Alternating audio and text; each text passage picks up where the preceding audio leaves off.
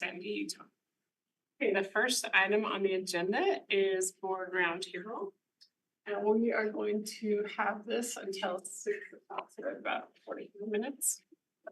This is just where the board can bring up topics they would like to discuss.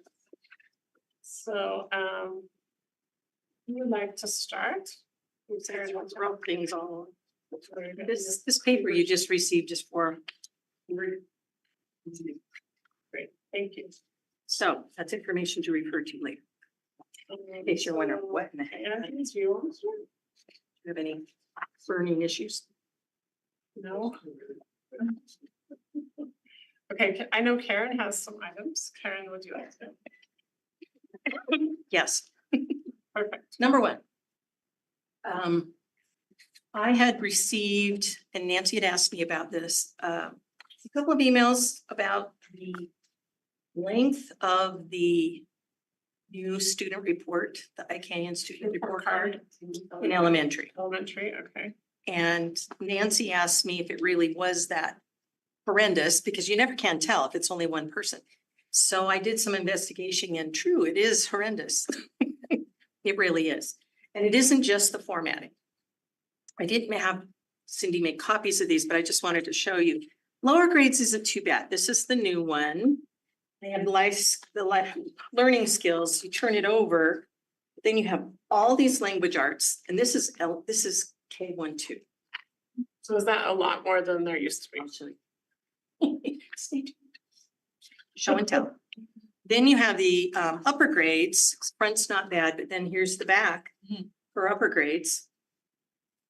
And then you have another page that has the math, and then you have the science. Okay. And it's not what we're reporting, but my concern is that do they really need to know every little Standard, digit? You know, if a student was struggling and a parent wanted to know more about their reading ability, wouldn't that parent meet with the teacher and they could go through that information? We do collect it, we do have it, and teachers are accountable for it, but parents don't read it. Parents aren't interested. This is the old one from the year before. Language arts. That's familiar for me. It's just everything. Language arts versus language The font arts. is a lot smaller than. Font is smaller because they were trying to fit it on and it's 3 pages, but it takes away from the actual reporting with the parents, the time you're talking with the parent, because you feel like you have to, if you spend all that time writing it down, you feel like you should discuss it so they know what it is. Parents honestly, truly don't care. They just want to know, can they read? Can they do math? And they'd like to know the highlights. So not only do I think we need to format it back to 2 pages, but my proposal is can ISD please pick their top favorites, or even go back to the ones we had before, speaking and listening, reading and literature, foundational skills, writing and language. I think parents want to know those general categories, but I do not think that they need to know. This is like they took it right out of the book. Use age-appropriate language, grammar, volume, and clear pronunciation when speaking and presenting. 1. I can see this one. Demonstrate mastery of age-appropriate phonics skills. I like that. Read grade level text with accuracy and fluency to support comprehension. I like that. And the next one's ask and answer questions such as who, what, where, why, when, and how to demonstrate understanding of key details in text. Read a variety of text, including those from diverse cultures. Retell the narrative and informational text according to the text structure, including the main idea. Describe how characters respond to major events and challenges. Describe the connection between historical events, scientific ideas or concepts. Okay, those are important, and I didn't finish. I only went down. What grade is that? This one, 3. No, that was 2nd grade. That was 2nd grade. So I personally feel like we're oversharing. I think we need to know those kinds of things as instructors, and I do know those things as I'm going through it, but I don't know that a parent cares to that depth. They want to get in, you want to look it over, feel how your kid is doing, or if they got it the night before, they look it over, they get a gist for what's happening, and then they come in and can have some very valid conversations. What does that student and those parents need to do to support the student and their progress? I don't think they care if they can compare historical text. You know what I mean? Too much detail, too much. No complaints really, because the only one that they killed was language arts. I really think that they need to cut it way, way, way, way back. So that was my part in language Okay, arts. I do have a question. So the board, we didn't really know they were gonna do report card until I we got didn't that either. email. So what? I don't know. And is this a pilot? I mean, it kind of, I don't know. Whole district had to do it. Did you want to Can we get a respond? little more information? Happy to speak to that. Sorry to put you on the spot, but. Now, the language arts standards in the state of Utah were changed last year. Oh, okay. And therefore, the report card was changed to reflect the language arts standards. Because of the changes and making both the teachers aware of the changes as well as the parents, they decided to list them all, and therefore it turned into a 3-page document. Unlisted. Oh, okay. Since the feedback has been received and everyone knew and understand that this was a painful process and everyone is now aware of the standards, there is a committee that's been put together, including teachers, administrators, specialists, CEA, all come together. There's been one meeting so far where they're addressing the current report card and condensing it back to a better. So there is a committee looking at. Yes. Okay. Well, it's just Thank nice you, that that's we know, nice. because when teachers in this case, teachers were contacting us, not so much the parents, but the teachers. Heard from one or two since. Yeah, but it's just too much. And so we were included in the loop, just knowing what's happening. My apologies. I thought we had discussed that multiple times in the listening tours. But that doesn't mean we're Oh, implementing. yeah, I never heard anything. I never heard about that it. in a listening tour, and I've gone. We only went to one listening tour. So, Anyway, we just didn't know how to respond appropriately. So that was one of my things that I was bringing up. Second, We'll do a report card, like. updated. update. Full board. That would be good. That'd be That great. would be good. Okay. Just responding to emails is what I'm doing here. Secondly, I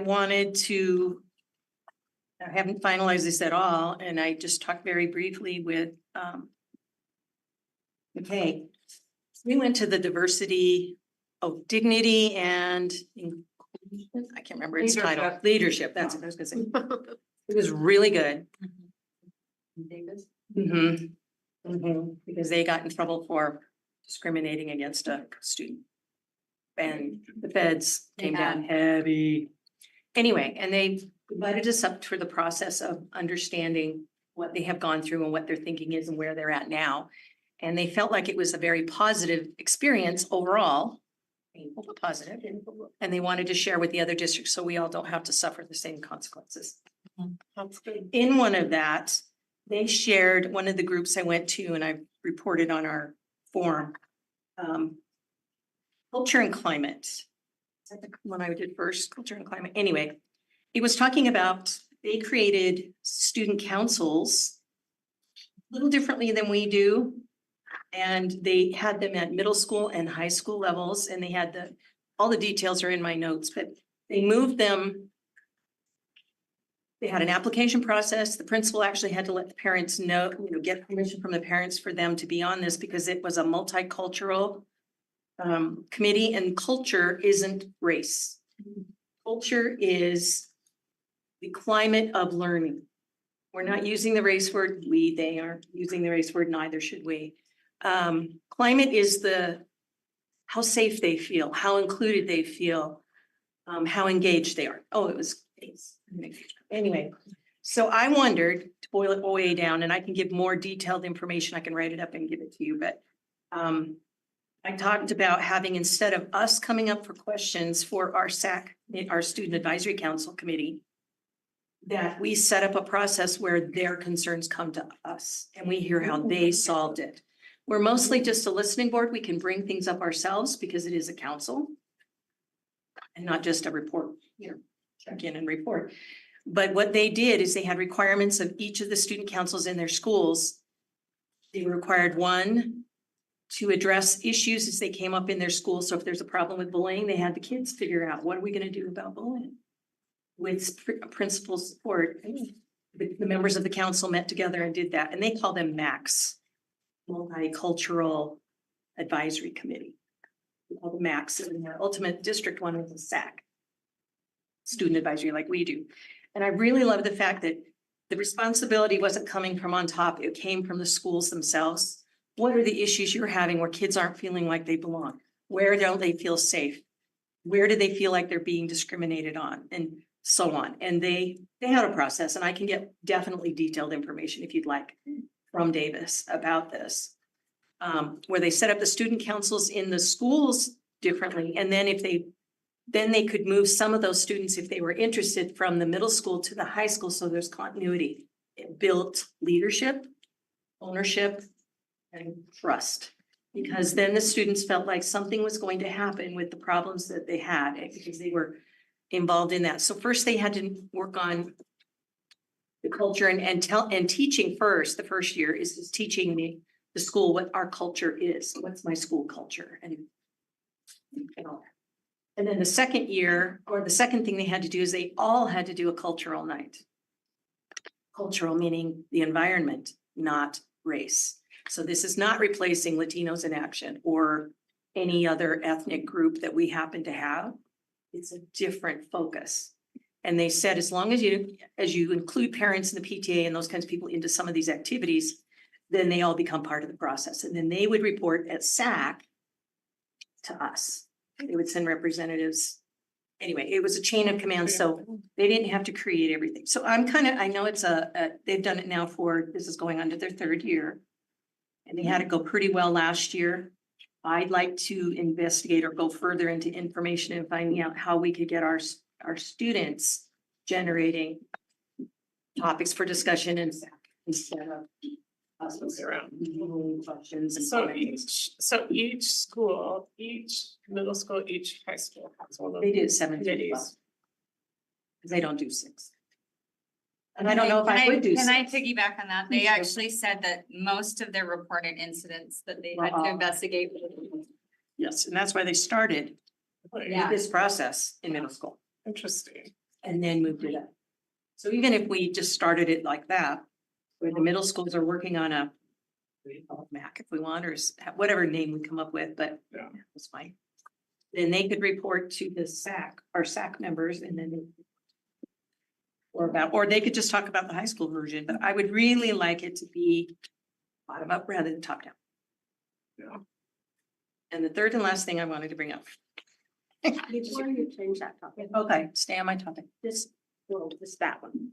Okay, so my grandkids go to Davis. And you use the word climate. Yeah. They created a climate. Then they had the system. So there was a lot of discussion in the classrooms to say, when something like this happens, these are the processes. So they were instructing the kids how That's to right. report Yes. to their peers Yes, and have it be taken from there. So it Yes. really was round up. from the bottom up. And it was something, if I recall, it was their, whatever their those classes and then their history class. Yes, that, So I don't want to say it became a part of the curriculum, but it was definitely something that everybody was. yes, and they said they spent a lot of time that first year just doing that. So it was coming to the whole population. And then I likened it kind of to our, only it was kind of going on in the school. So they set it up like. So, I'm just interested in entertaining the idea and seeing what your No, you were opinion is absolutely right. that it was ground up. on changing or incorporating that segment of their plan. And she said it was just talked about and talked about and talked Well, about because it had parents were really been such an issue. And it was really the parents that were pushing the problem. I mean, it was bad. The one little girl died and it was awful. Well, that's why they got. You know, but parents were the ones that needed to be satisfied that the kids were hearing about it. And I feel like Yes. according to her, it was like you couldn't go anywhere that you didn't hear about it. Report it. I just felt like it was really nice perspective. It's not really different than what we do. It's just framing it differently. That was hearing it from a And, kid. yeah. Yeah. Which I think. Well, I appreciate that. The So message. I don't know how we'd like to implement that, and I don't mind doing more work in that direction if you would like for me to find out more from Davis, but I know what What strategic committee would that, because I like that idea, at least having it discussed by our district. We do like Maybe operations. operations or. Climate access on. No, that makes more sense, you're right. Access, sports, or either one. Oh, yeah, humans. Either way, I'm on access and opportunity. I am not. I don't know what's what.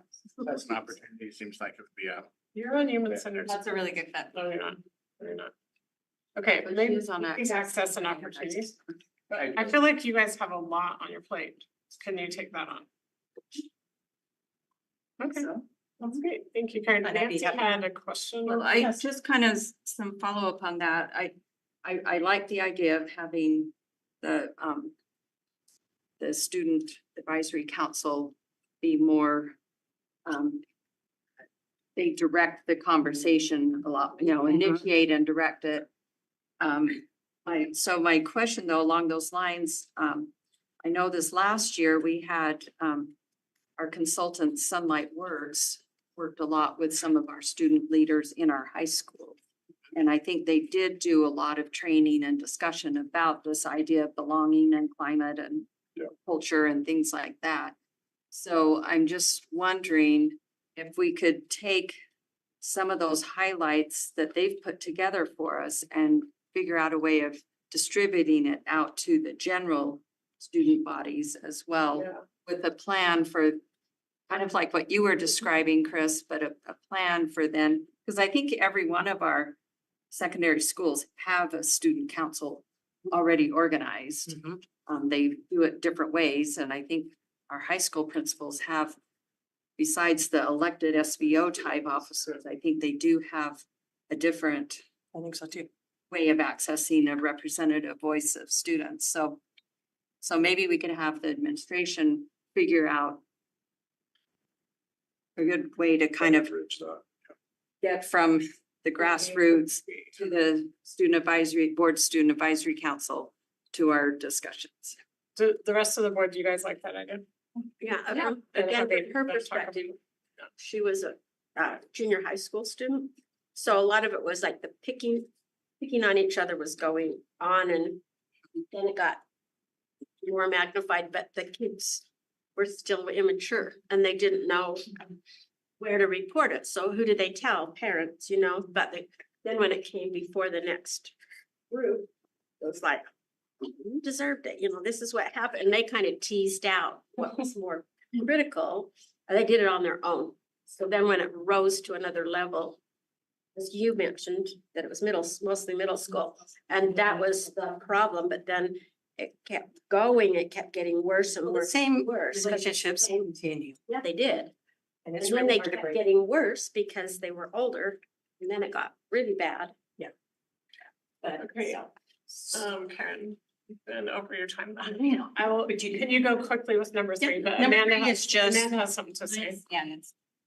No, you're fine. My number three was just, I feel like we need to put on our agenda in the future. That we are more engaged or more involved in the process of planning and holding our. Engineering, yeah. Oh, very good point. Because it was a little loose last year. I thought the committee was discussing it and was gonna bring it. Does anyone remember? I don't know, I don't remember. Was that only me? Understand? That's what I thought too, but I don't know what. committee. I just know Susan was supposed to come and or talk to us about it. Okay, it needs to be somewhere Okay, yeah, where someone, we talk about it. someone somewhere. needs to- Well, would that be considered, because it's interaction with the community? I know. Well, Susan's over it. yeah, so I mean, maybe, It's the board. maybe, We're over it, really. maybe there needs to be kind of some joint work, or maybe that that task is assigned to one of our strategic, committees so that Yeah, it's that's what I'm both saying, which- administration and board talking about it. Because, like, this isn't bringing up old dirt, but, when are they gonna be held and when can't they be held? And, all of that. Well, and what The topics do we scheduling need? is, Scheduling. I mean, that's totally an administration thing. It The is. topics that I Topics that we.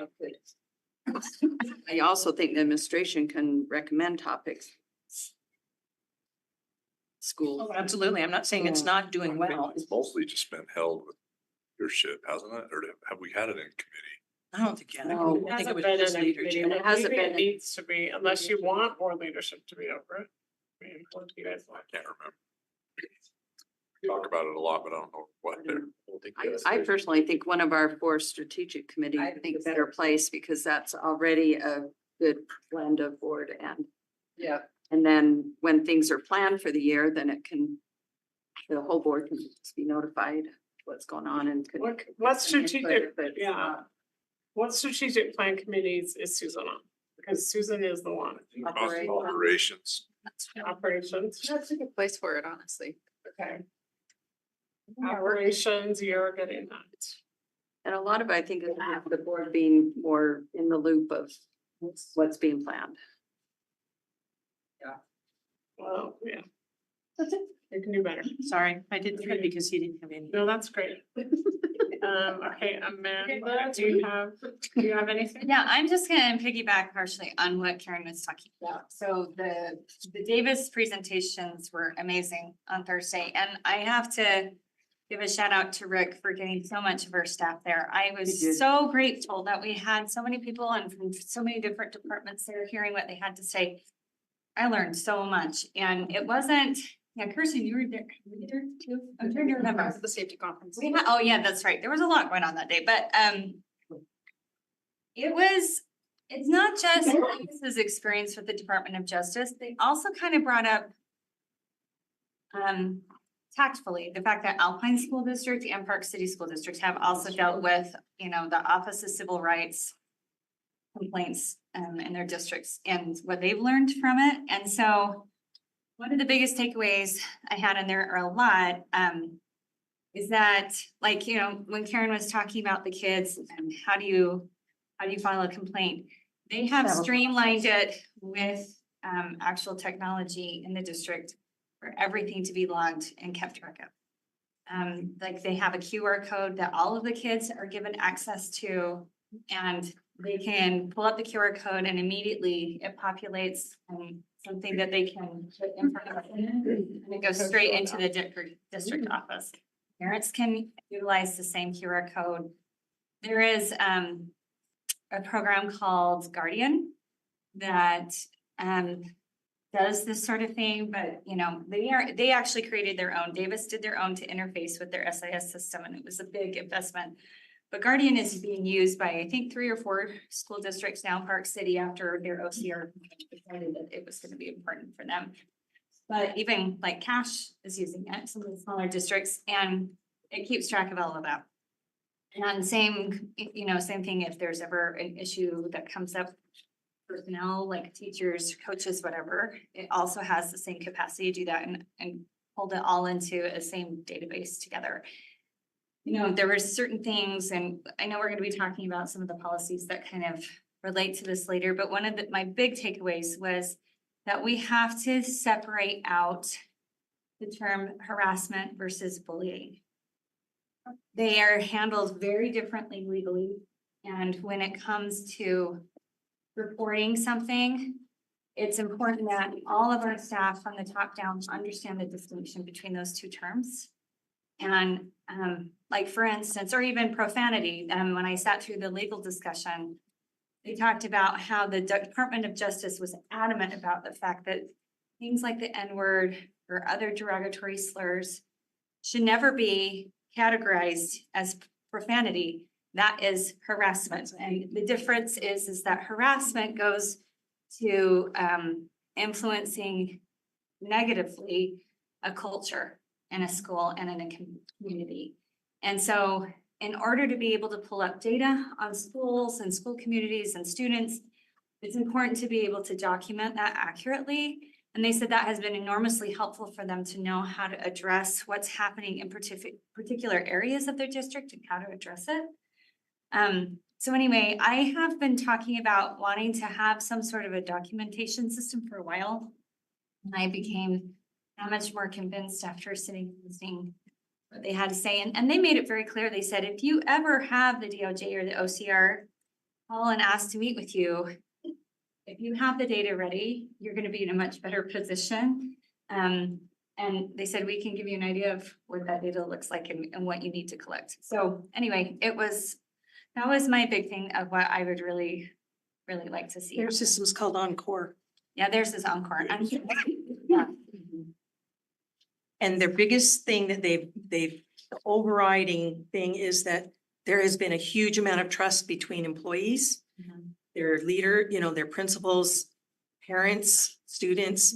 So they don't feel like they're not going to be heard. I think being heard and knowing that there is going to be a process. And some of them don't go very far, but it's still documented. They're very Yeah. clear about what the process is. That's all made very public. And also the other thing that I think was significant, they talked about that you have to make sure that you, one, address it, that you, two, you prevent reoccurrence. The way that they've approached things, they only have a 25% recommitting rate, like recidivism. Yes, I mean, they just said that like 75% of their kids, once they address it with them and they address it properly, they don't do the same things again. And so they're seeing that it is making a big difference. Most of them just don't know any better, and it hasn't been addressed effectively. And then they also, this was a huge thing, is that they take care of the student that was harmed. The OCR, the DOJ, there is a lot of focus on follow-up with the person who's the victim in those situations and making sure that they're okay and they're receiving the support needed to be able to move forward. So, Victim, 20%. yeah, they said 80% of your time should be spent on those that have been negatively impacted. So, anyway. Anyway, it was great. Okay. Mrs. Nye, can we go on to Mrs. Nyberg? Okay. And then Rick, what is the plan after you guys went to that? Just, So we reviewed it. We went through the notes in cabinet today and, we had same discussion, a lot about kind of where our weaknesses are and where our strengths are. And we definitely can learn a lot. If you haven't read the notes, by the way, check out the notes. They're awesome. I'll put mine up tomorrow. where are the Right. notes? They're just on Drive. Right. So just Can you look at, send that just look with at, the title of it? you're all linked to it, a Dignity Index Conference, Davis School District. And there's lots of people took pictures of slides from the presentation, so it's really good. But the end result was Dan is gonna lead a group to really study those gaps and where we can improve. The Encore and Guardian, there's a cost, right? So, but in the end, that may be, to Amanda's point, that we decide to do. A lot of it be built in. I think our IT, our engineers skilled at building a lot of these dashboards in, but definitely we can always improve. So there's a lot there. It's a huge file.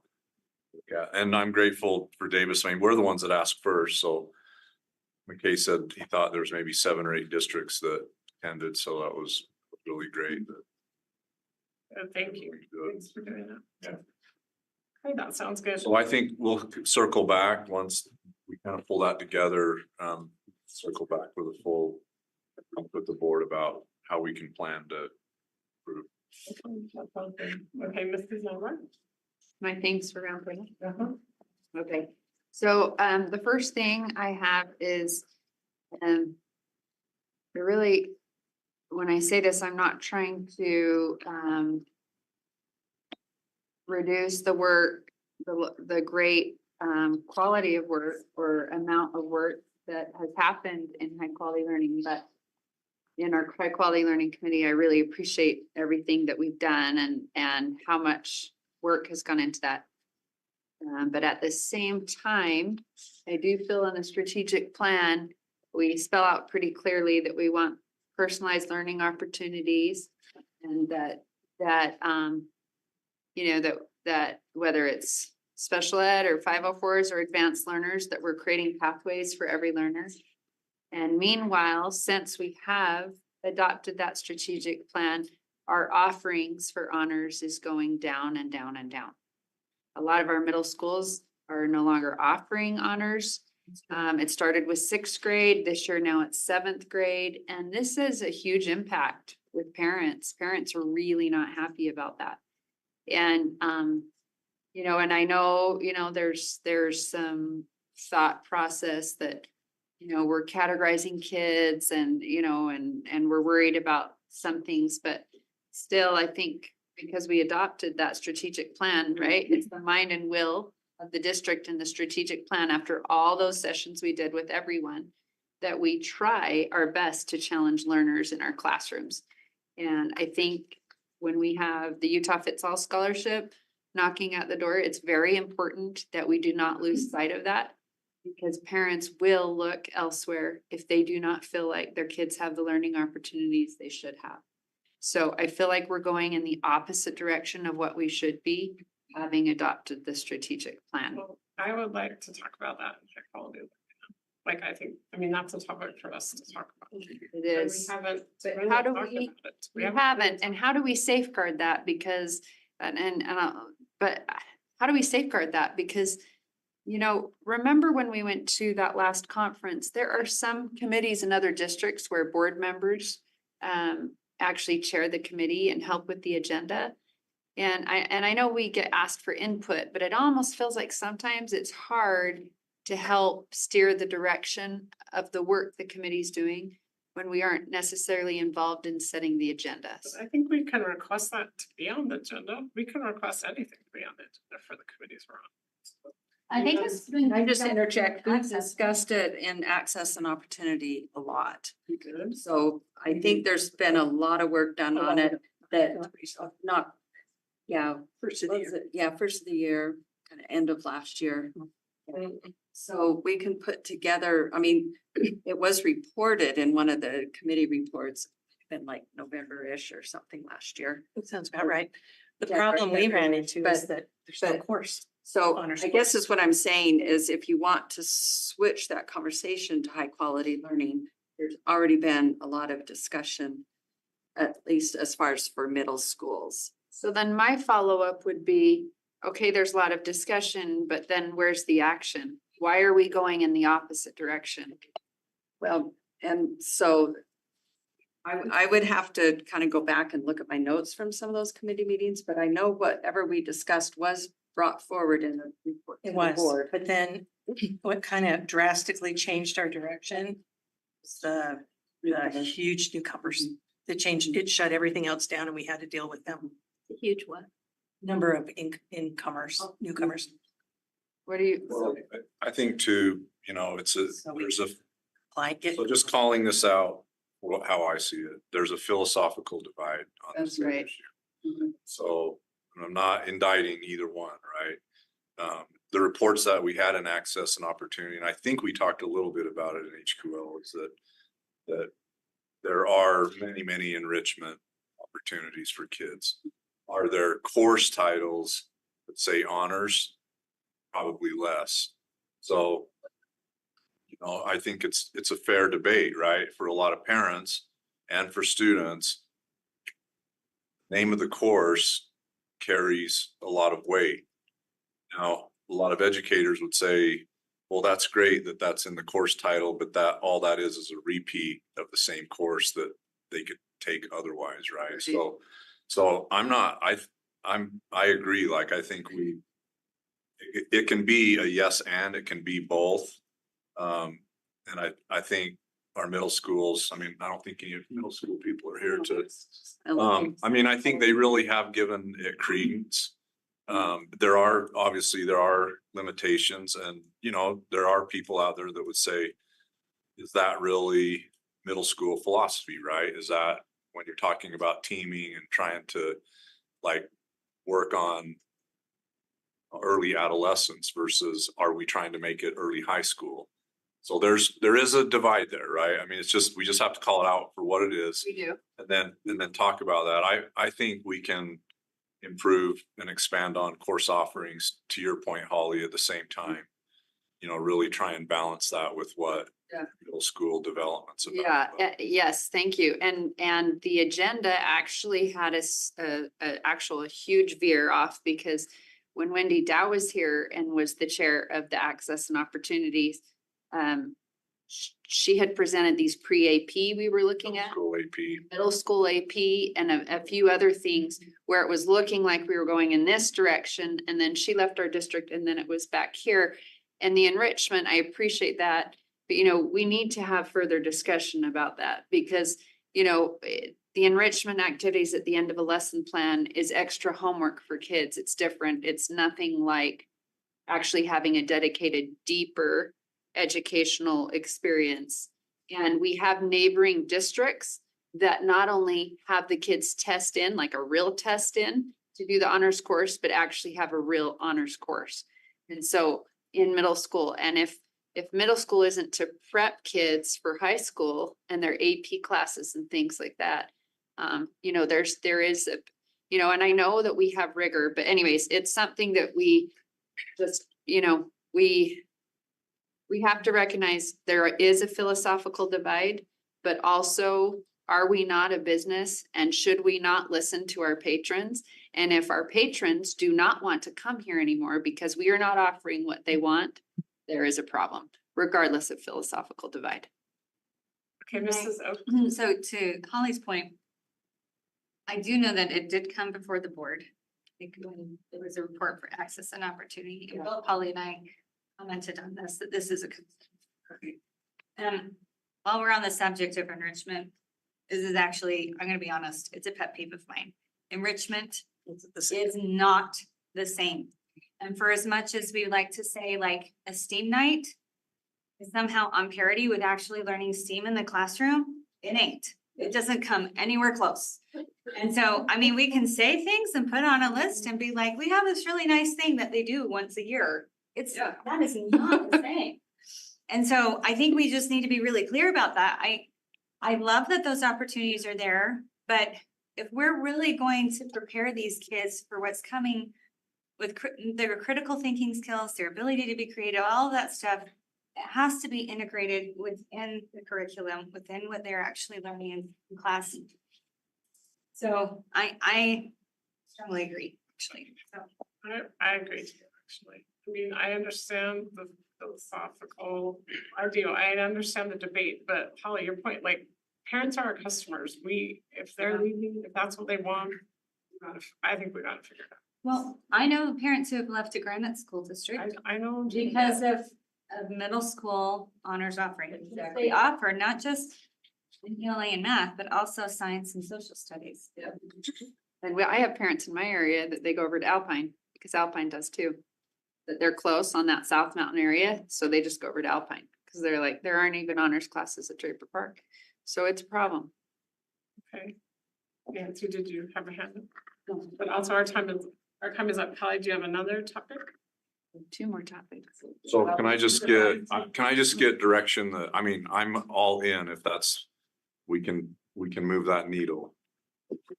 I just wanted to make sure I called out what I see in those different. Are you guys, the rest of the board? I still think we have to have further discussion because while there's a philosophical divide, there's also logistical issues that would need to be addressed. Okay, Rick, what committee do you think should discuss it? Well, those are the And then two. communication. Yeah, those are the two that have had it the most. I mean, we could take it back to both or if you want to, whatever you think. I mean, I don't know. Committee just hasn't. We've talked done a about lot of work, so whoever gets the middle this school. from this the point middle school. needs to, Okay, so maybe Tap why don't into you that guys work. discuss it again and then make sure you come and report back and then I guess. we did We're not happy. get derailed on that one. Really, but And you are right, the change of leadership. changed it. But it really should, I mean, if it's not a discussion in high quality learning also, I'm not sure why. Like it should be, it falls right into that. It should be in both areas. It is access and opportunity. We do want our kids that need challenge and are bored. We want that access and opportunity in all our buildings. It also is, it also is high quality. I think it's both. So. We can take it through both. I'll be really quick. The second one is, I think most of the board received the email from that Flam family. They're excited about accessing the funds for that Utah Fits All. So in policy committee, we've talked about, right, how we can do that in middle school with different course selections, how we're gonna, attribute a dollar amount. But we haven't, as far as I know, there isn't any formula for elementary school. We only approved We've only, Right. we've only requested middle and high school for that. For that reason, is how do you break out the elementary? So here's an idea. So I feel like we need to be capturing as many funds as we can, right? We're all in agreement of that. I have reached out to two families that are interested in it. And they are both doing DLI schools. Well, the DLI school, it's pretty easy because the day is broken in half. They switch. They switch, yeah. Yeah. So this family, the elementary school they go to, they literally just have their kids go for the first 3 hours or whatever, because they said that's their Spanish and then they pull them out. Which school is it? I don't know. I didn't ask the school. Elementary's half, and then they switch to the other half, but you still have to have the same number of students in the two classes. I don't know. I mean, I don't know. We can't figure it out tonight, but I think we do need to figure out a way to capture dollars. So kids that are homeschooled half the time, but go to half our day in elementary school, we need to figure that out. Brain boosters, lunchtime, recess, they all end up, that's why we said, Elementary so not hard. this year, we'd look at it this year, but you know, if the board wants, we could take that back. Well, I why think not? they let us, I just don't want to impact the classroom with the other 23 of our kids. If. Getting full the funding for it. Full funding for us, if that's going to. Make some class. Oh, size. Well, it's gonna change class sizes. Well, that was my next thing. I know, you know, it maybe would affect FTE, right? I don't even think it's that, it's just, Yeah, it's just right. operating the class day. Well, I would think it would, because if you have 3 or 4 extra students there, Yeah, then you. then you're gonna need another, you'll need an FTE because, you know. Well, and the problem is that each elementary does not have reading at a certain time, math at I a know. certain time, Oh, science at a okay. certain time. They can be reversed. I know. So to catch that grade levels or, But that may not even be what they're trying to catch. We need to be creative, I think, and think about allocating an amount according to maybe how many hours a day they're there. But I think, I mean, if it's money on the table, I don't know why we're putting it off. If there's people that want to come to our schools and, you know, there should be a way that we can figure it out. Yeah, it's just, we'd want to meet with that teacher. Cause does that impact her day, how they teach? That's just what we're And about. sometimes those Well, and if you have two- schedules are rearranged if they have an assembly or they oh, have. they're a always, field trip or- sometimes they always are. I mean, Yeah, some it's, days they're rearranged. it's just so difficult. There's a lot of problems with it, but again, because we are a business, we just need to think creatively and figure it out so that we get the dollars. Because if we have people that are wanting to come to our schools, I don't want it to negatively impact our kids, but I also want to capture that funding. And we know this is just going to continue. So the sooner we figure it out, the better. And we can be a leader in this, and it helps us capture some kids and some money. And, you know, why not, right? And the more that we can capture that, you know, we could get a little following that way, I think. So I think if we think about it creatively, we can come up with something, but I know that's true. I know every schedule, So I crazy. know, and I know teachers, but we all, you know, there's problems, we just have to create a problem So I solver. think we can find a way around it, but it's not gonna happen fast. You won't be ready. I could see, you know, if a parent with students on fits all scholarship, if they're okay with just isolating time, but that means that then they're also subject to whatever is in that time is what they get That's that right. day. Yeah. But with these parents, mostly it's, I want this taught at this time, at this part of the Yeah. day, and that elementary, there's no. Absolutely not. So, I mean, that'd have to be part of the. Well, and then each grade is, Outside of the different. So box. if you had two students, one might have math in the morning and one might have it in the afternoon. And so your kids, if you're trying to catch those things, 2 different times. Okay, Miss. So, yeah, Mr. anyway. Edelhead. I just want to say that I'm supportive of looking at it, but I think like you mentioned, talk to the teacher. This needs to be a district level standardization issue. Oh, yeah. Like, if it can't happen, it can't happen, but like, we should look and see what are the options, what are the possibilities? But keeping in mind that like, it can't disrupt actual For sure. students. Full teams. Um, You don't want unfair burden on one particular teacher. Right, I just think it needs to be a district level thing as opposed For to sure. as a onesie twosies, because I think if you get into that road of onesie twosies, it becomes unmanageable. I agree. Yeah, could actually you don't guys think just, that- whoever needs to discuss that, like, discuss it, and bring it back. We'll work on it. But not likely for this coming school year. I don't- I don't see how It that, needs to be done right. I'd I mean, rather we have it submitted the take plan, time. that's the other thing too. and I don't know, I'm sure they'd let us, I'm assuming they'd let us revise it.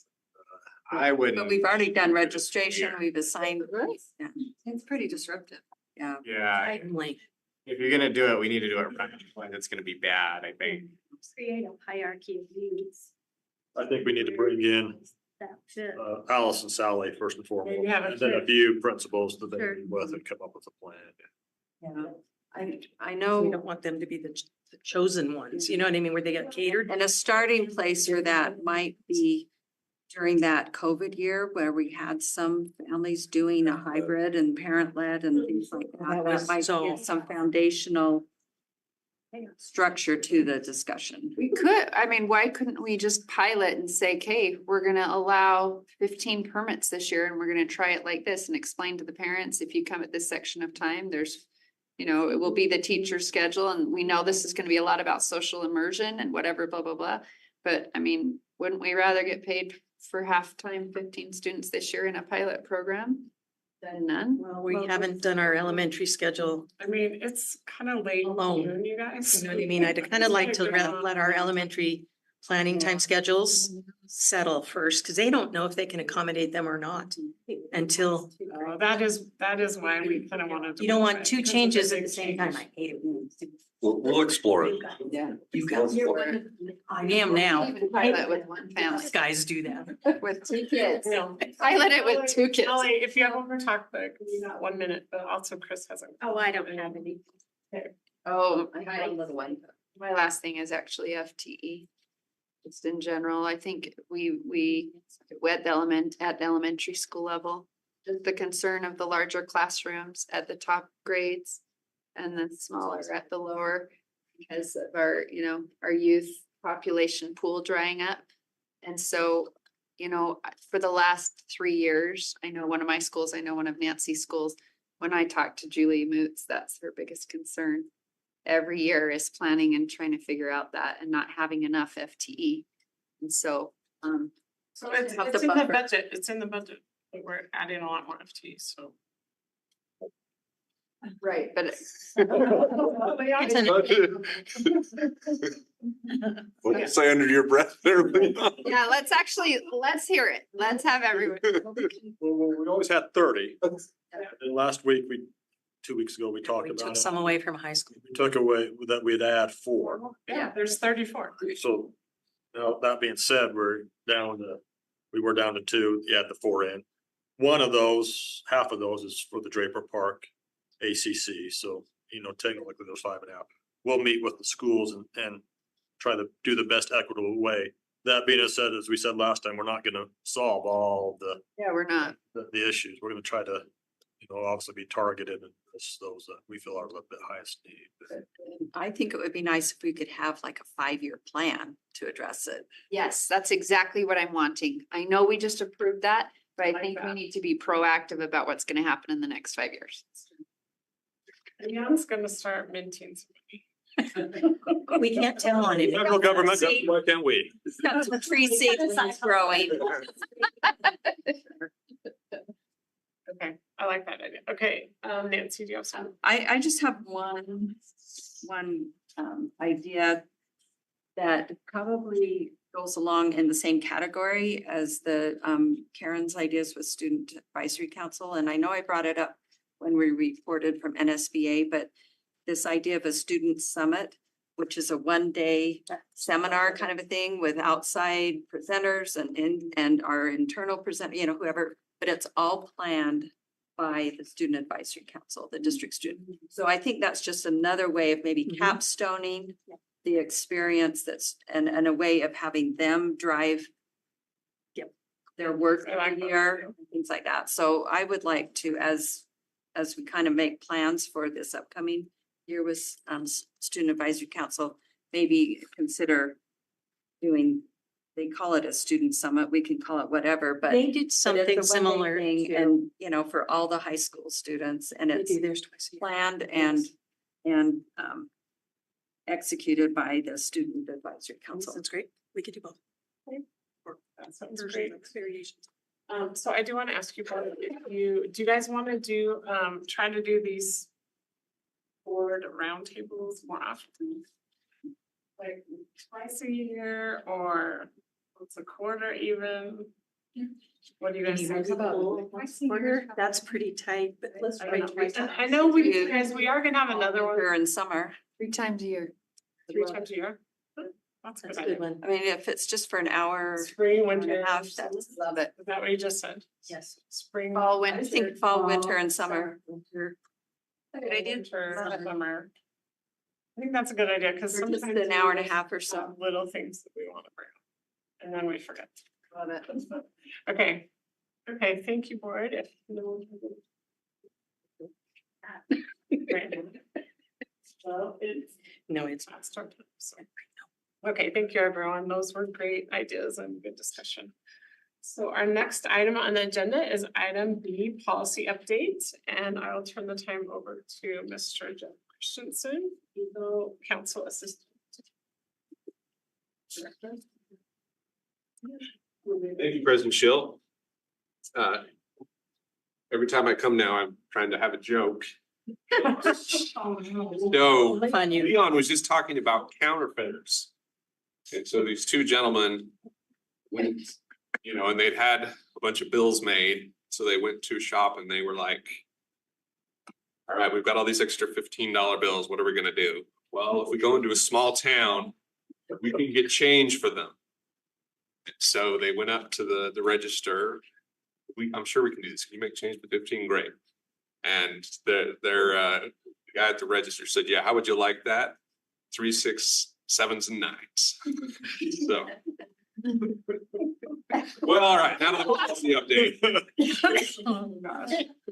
So there's already been some initial discussion about the Davis trip. I was part of the group that was able to go up and hear their presentation. As we've discussed with our in-house council group, we've seen OCR's focused attention at Alpine, Davis, Park City. And we discussed with them what was the approach as they go out to states. And we've feedback that it's really just a shotgun approach. And so they go wherever OCR may go. So in preparing and reviewing and looking at our policies, we're trying to do several things. And so I want to bifurcate my discussion tonight to talk first just about the technical elements of this update. And then I want to open it up for what I'm going to call operational comments that are beyond what we're updating, but go to kind of the operations. And because this is kind of merged in the operations group, and let you know what we're doing, at least for the policy aspects. And then I can try to answer questions. And we've had others that were also at the Davis event if you have questions. So at a minimum, we need to update our student conduct and disciplinary policy with a number of legislative updates. This wasn't included in our previous update because we were still working on some sections. So just for your benefit, in the discipline policy itself, when we began to, this is several years ago under the Student Services Department, but their request was to have all of our discipline related material in one document. And so if you look at the table of contents, you'll see it covers a variety of issues. It starts with the authority of an administrator to investigate. You walk through searches and seizures, you review due process principles. Then you get into the requirements of what you can investigate, looking at bullying, harassment, retaliation, abuse. And then you go through our processes where we have our district case management team. We talk about IDEA, and then we have our components that deal with sexual harassment, all incorporated into one document. Then the other piece we have, which is associated with our discipline document, and this has been a discussion that came up in the policy committee, we also have what's referred to as the levels of behavior document, which is when you meet with a student or a parent regarding what discipline has been imposed, this is the training component. That goes through and gives the step-by-step processes that our administrators will walk through, which you wouldn't codify in policy because that's where you're looking at the statute and the federal requirements. But when it comes to how many times do you need to meet with a student before you move to another level of discipline, that's codified or captured in our exhibit document, which is a companion to the policy.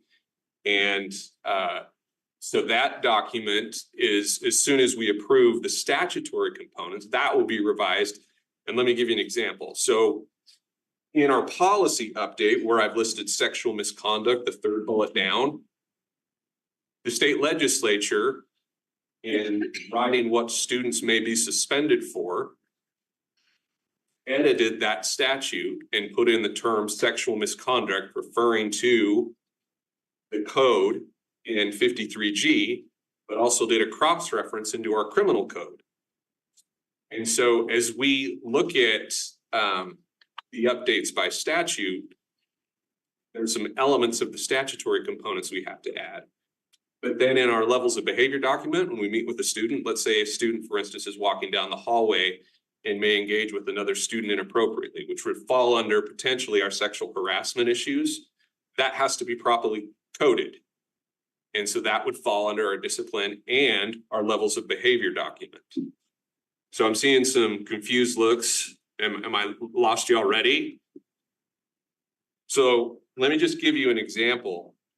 Yeah. Well, these aren't to pass out. I didn't put this on board docs. Maybe I should have, but I just wanted to give you an example. This is something from the levels of behavior document for sexual offenses. So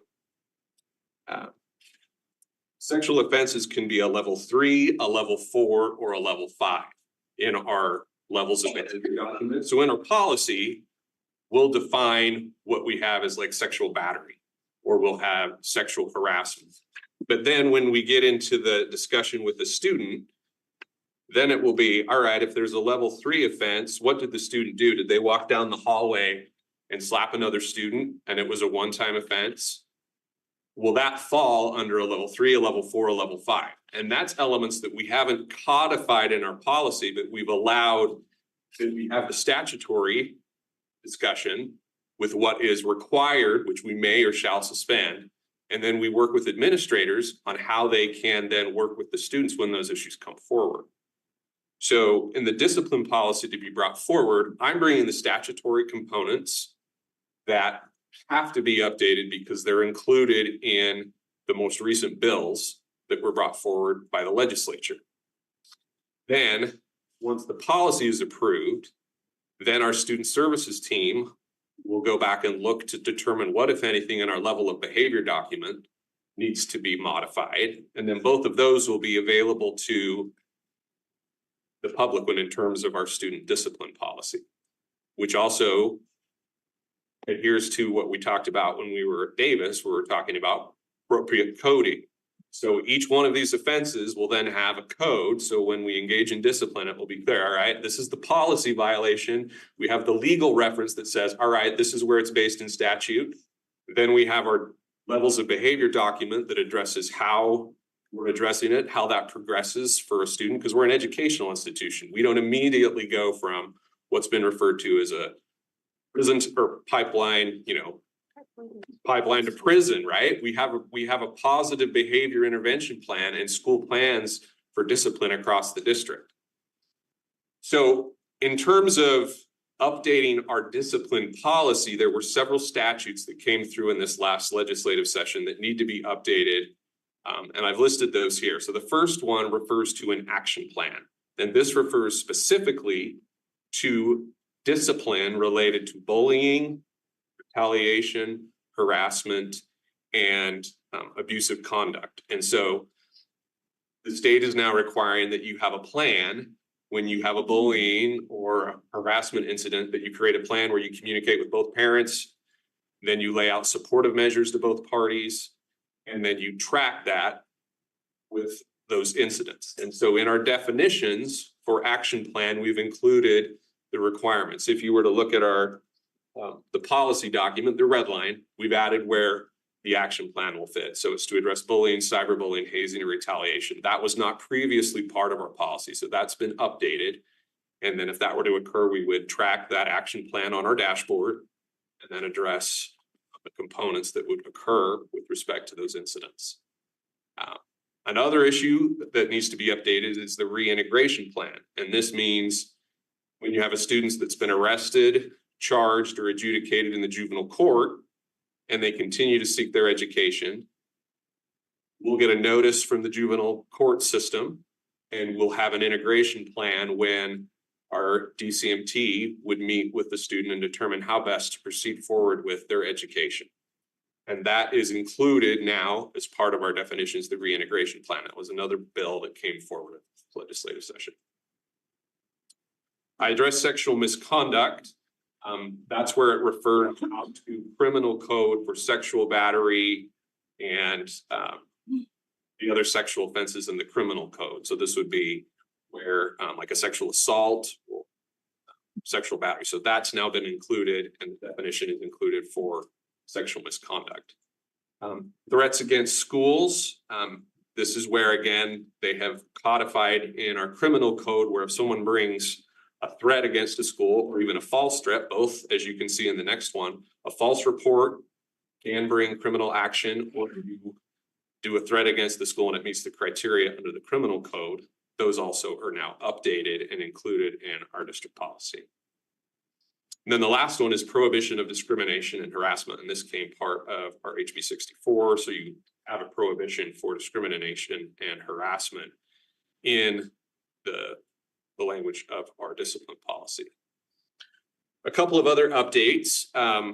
That's good. Yeah, certainly. So, does this apply to everybody? What if student is on an IEP?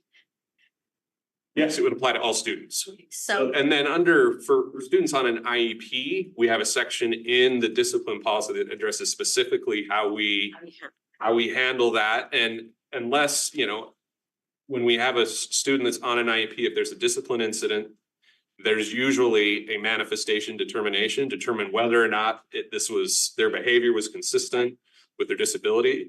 If it wasn't, then we could discipline. If it is, then we address it. And that's all laid out in the. there's usually a limit on the number of days. Correct. How many days? 10 days that they can be removed. I didn't know how this would fit in, because sometimes there has to be a negotiation of. Right. So in the discipline policy itself, if you go back to the table of contents of the larger document, there's a whole section dealing with special education related issues. And if the board would like, I could come back and talk through the table of contents. I just wondered how. You can better understand, but what I brought here was just the statutory updates that are included in the overall discipline policy. And looking at statutory updates. One or two other updates we did for the policy committee recommended is that we have 3 policies that often overlap with these incidents related to discipline. As we discussed when we were in Davis, there's investigations that are done to address harassment. And so in our discipline policy, we've now got all the definitions that you would find in our non-discrimination policy, and there's cross references to both. So there are cross references back and forth to address those issues.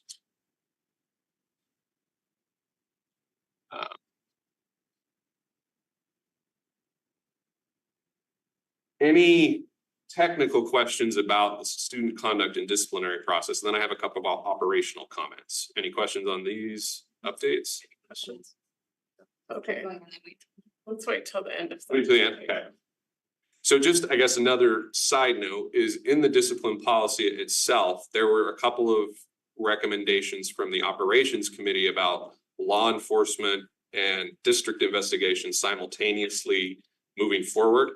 And we added language to where if they are occurring simultaneously, that we would coordinate with law enforcement and defer to their direction in those instances. So we wouldn't jeopardize a law enforcement investigation, because that can occur where they're ongoing and occurring simultaneously.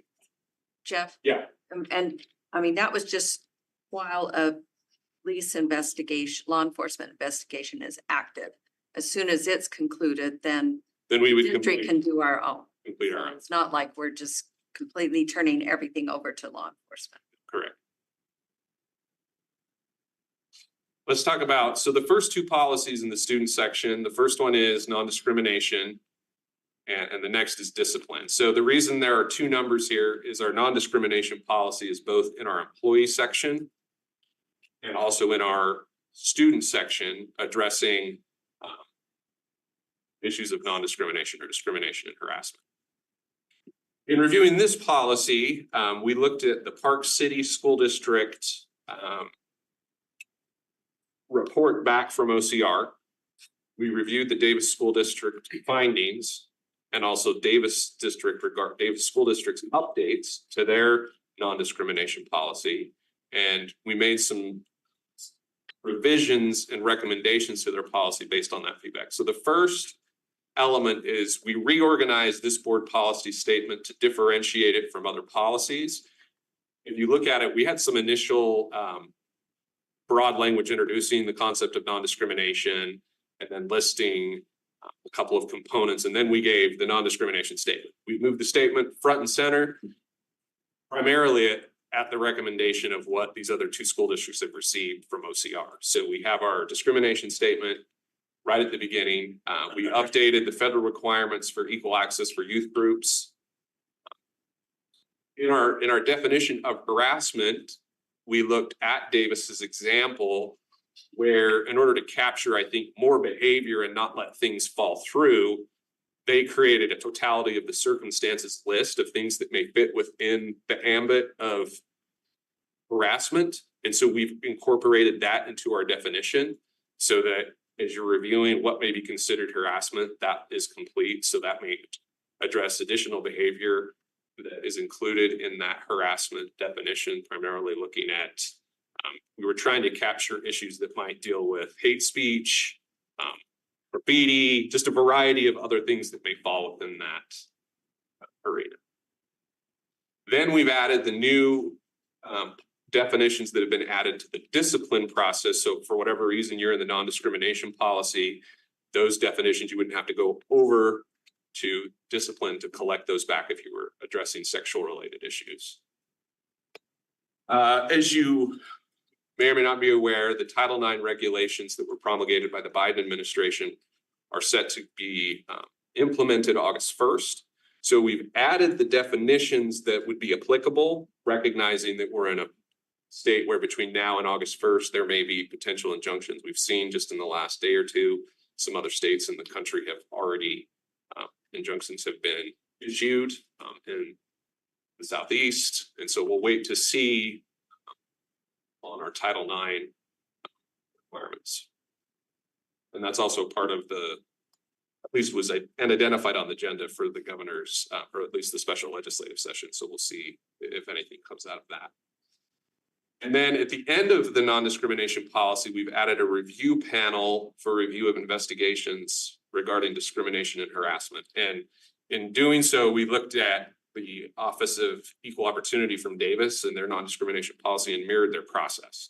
So what we had previously is a request for review that went through legal services. We expanded that to now it's a panel that includes someone at the assistant superintendent level, includes a director level, and would include they could get direction from the Title IX coordinator previous to the investigation, and then it would have a panel that would review as the final level for review of non-discrimination issues.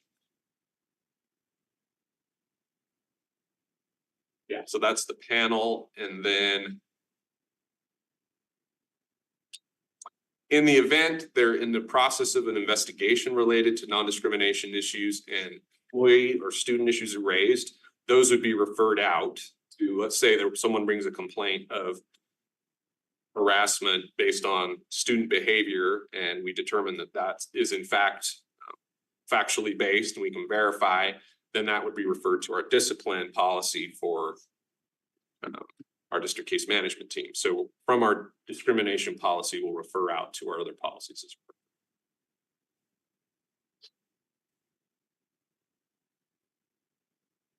couple of operational comments for the non-discrimination policy that are in tandem with the student discipline policy.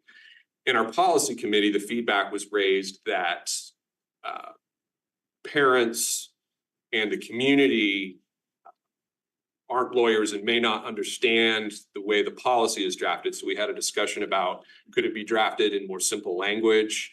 And what can we do to make them more user-friendly? And in that discussion, and looking at the policy language itself, the documents we receive and the reviews from OCR are very specific about what should be included in your policy.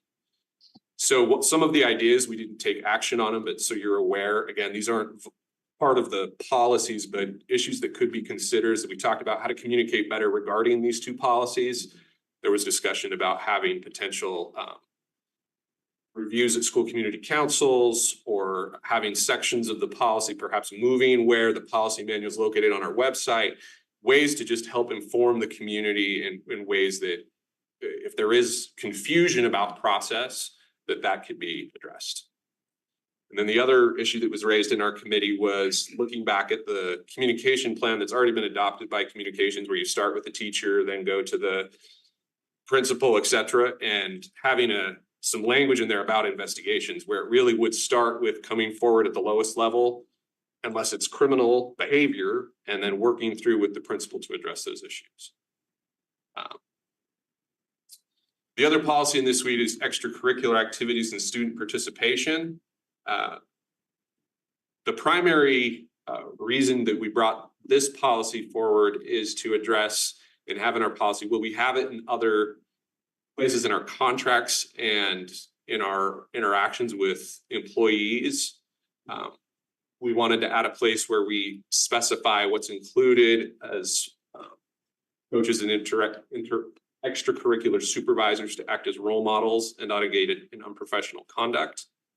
And then in this policy, we address wearing religious clothing with a uniform. So this is general about extracurricular activities. We also added here, when we get to a point, I know in studying the issue of the Utah Fits All Scholarship, we have a placeholder for once we determine what the amount would be for participation in courses. We would also have an exhibit for if you're going to participate in extracurricular activities, this would be the associated fees. So that doesn't have a value yet, but a placeholder for an exhibit for that section. And then the last piece is, well, we have our non-discrimination policy that deals with investigations.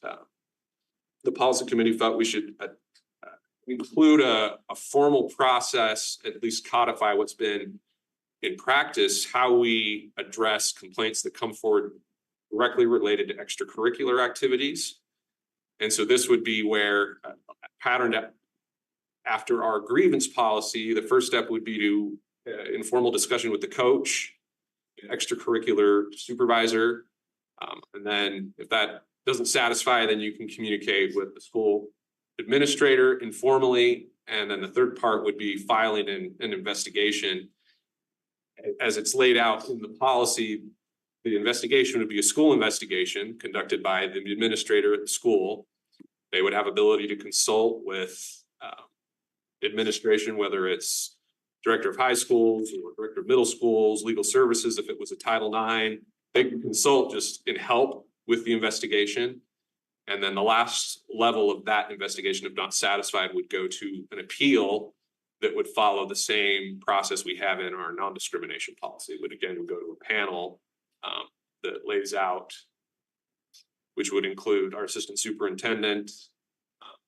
If either Dan or I were involved in consulting, then the other one would take the hat in terms of investigation so that we're conflicted out in terms of our roles in legal services. And then the panel would have the ability to, and again, this was modeled after what we saw in the Davis policies, is they can uphold the investigation, request further investigation, reverse the determination, or recommend additional sanctions. So in summary, these policies are an attempt to try to align with what's happening in various areas of the district in conjunction with what we're seeing in the state. So we're looking at Davis and Alpine and Park Cities their interaction with sort of federal oversight, incorporating those elements, and then looking at how we can improve internal processes so we do what some of my takeaways were from the Davis conference, where one, if it's not documented, it didn't happen. So we'd look at documentation, and that's when we were at today, looking with, you know, Dan's heading up a committee, and then also looking at our processes so that we're consistent. So if we did get if OCR were to knock at our door, we would have the documents in place to address those issues, but also help students. So these are for first reading. That's a lot to swallow, but I can answer questions, both substantive and operational regarding these. These are for first reading, with our intent to have these ready for next school year. Thank you. Mrs. Pedersen. This is phenomenal. I love how it's tightened up and people can look at and know exactly what to expect. There's a little area where I've had difficulty. We've had, I know Andrew and I have both had a parent contact us about the school dress codes. And I don't have complaints with our dress code, and neither did this parent particularly. But it's missing that same part where it says, you know, where you're saying exactly what the steps are.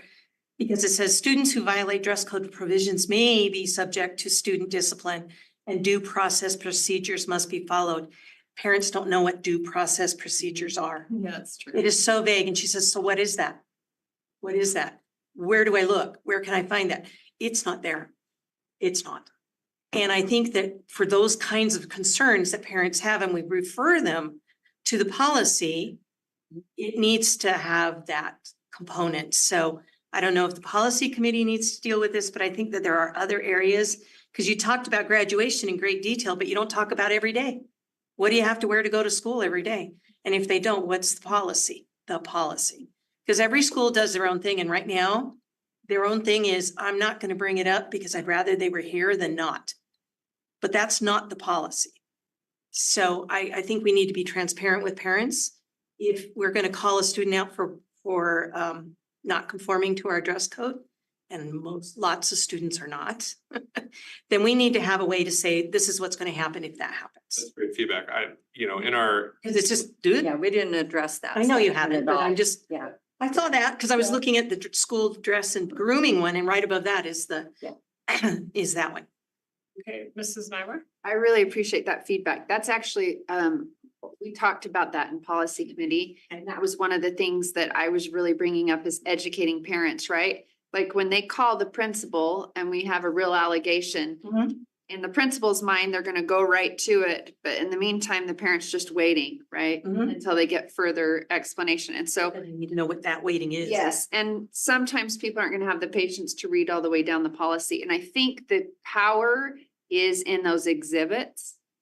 And the education piece that we're gonna do in PTA and SCC, you know, it's great, and putting it on our website, so it's easy, like, hey, here's a little tip, parents, go to the exhibit, and there should be infographics that have these little trees that show Sure. what's happening. Like in our dress code thing, we do have that homogeneous stick figure, but like, that says, it's gotta cover certain areas. But I think the more we can do in those exhibits to have infographics, because people are only gonna read for 20 seconds. Exactly. But I think if they do choose to read it, because there are some that are detail oriented, Yeah, they have absolutely. detailed backgrounds.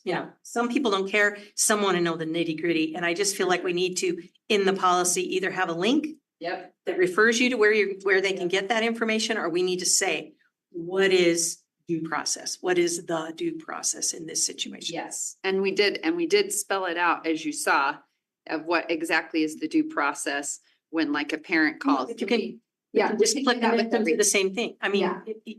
Yeah, that's what I'm saying, but I mean, it was from that conversation, it's like, so they know what's gonna happen, right? Cause we have student privacy laws and things, but we can spell out the details of here's the steps and here's what's gonna happen, so they know it's being taken care of correctly. exactly. That's all they want to know. That's right. No, I think you bring up a good point. And in my opinion, due process is kind of almost a generic term. Generic umbrella. And that in different situations, it's going to be slightly different Yeah. practice. So I think, we can look at. Well, they're not even, it policy through says they that lens. may be subject to discipline. I don't know that they need discipline. They may just be sent home to change, or they say you get to wear a sweatshirt. But if you're gonna say due process procedures must be followed, they want to know what that is. So that's all.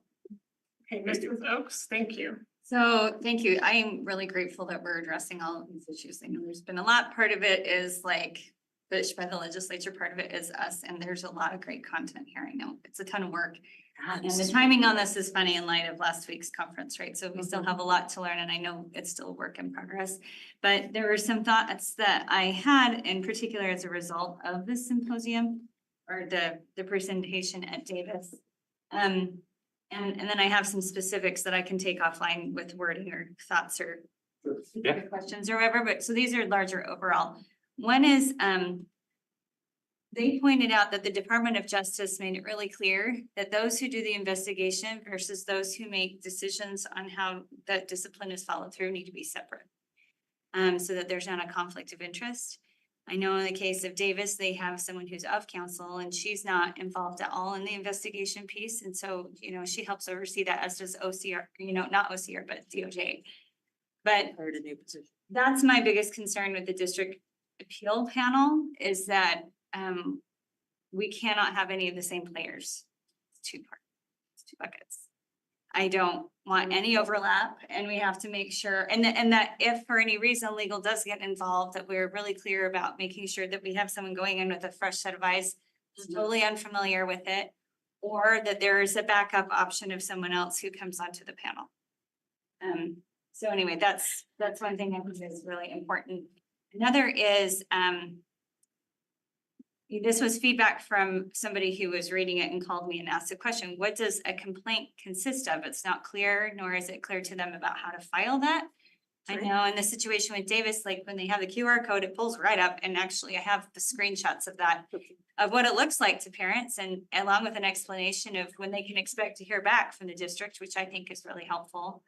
Then, which leads to the next part about investigations.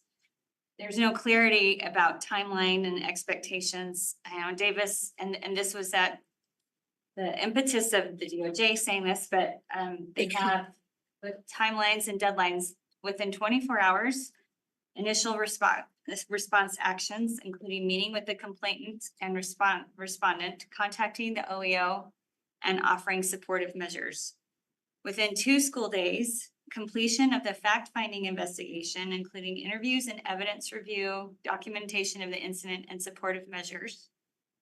And then within 10 school days, the documentation of the impact on the complainant and upload of all investigative notes and statements. I think we need to have some clear timelines of what's expected. And for the public to know that, actually, I think is that all like Yes, there? it all is Okay, actually. I must have missed it. There was a lot. Then we were gonna summarize it Okay. in an exhibit. Yeah. Okay. But we had a big discussion about that, and we actually have the number of days, and that they will get an automatic receipt from the principal too, that they When it's- received when it it's- When immediately it's filed. when it's filed, great. and then also follow up within 10 days. We have all of Great. that filled out. That's awesome. Okay, so and then the other question was with regard to the extracurricular policy. The extracurricular policy and the non-discrimination policy, there's some things that don't quite align, and it seems like the extracurricular policy needs to pull in the non-discrimination policy somehow. Because there's some really good content in there. So, and then also a question about volunteers, like whether or not they're held to the same standards as coaches. Like when I was looking at, there's nothing in there that says that the volunteers will have the same level of background checks, or that, like if a volunteer is involved with our students, like how does that process work for them? Should they be included? Way? Yeah, And then you have to do they the have to do BCI. background. Okay. Well, maybe it just wasn't in here. When I read through it, I was like, looking for it, but I didn't see it. So maybe that just also needs to be included wherever volunteers come up. And then the other thing that I was asked about was with regard to fundraising, transparency, and accountability. Just that a lot of parents have questions about this, like our SCCs and our PTAs have to do pretty clear reporting when it comes to fundraising. And that a lot of questions over the years have been raised about the same thing with teams and, you know, booster clubs or whatnot. I think that would help instill some more public confidence and trust to have that more consistent along the lines of what we have with those other organizations. So anyway, those were just some of the thoughts that I had. And I'm happy, I don't know if I should meet with you, Jeff, like to go over some of the particular wording or. Questions, that's fine. Okay. The question I would have is in the extracurriculars where you're thinking about the fundraising guidelines. Because we have a lot of that is currently referenced in our accounting manual and we may need to cross-reference. It's also in our fiscal accountability policies. So we may need to just do some cross-referencing. So we do have language that addresses those issues.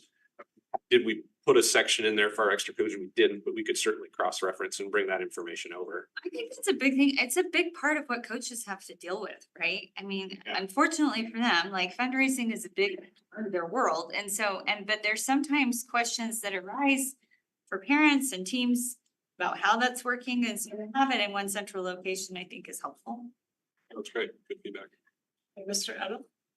So a common theme I hear being brought up was also brought up in our policy committee, and Holly spoke to it as well earlier, which is information being easier for the parents to digest.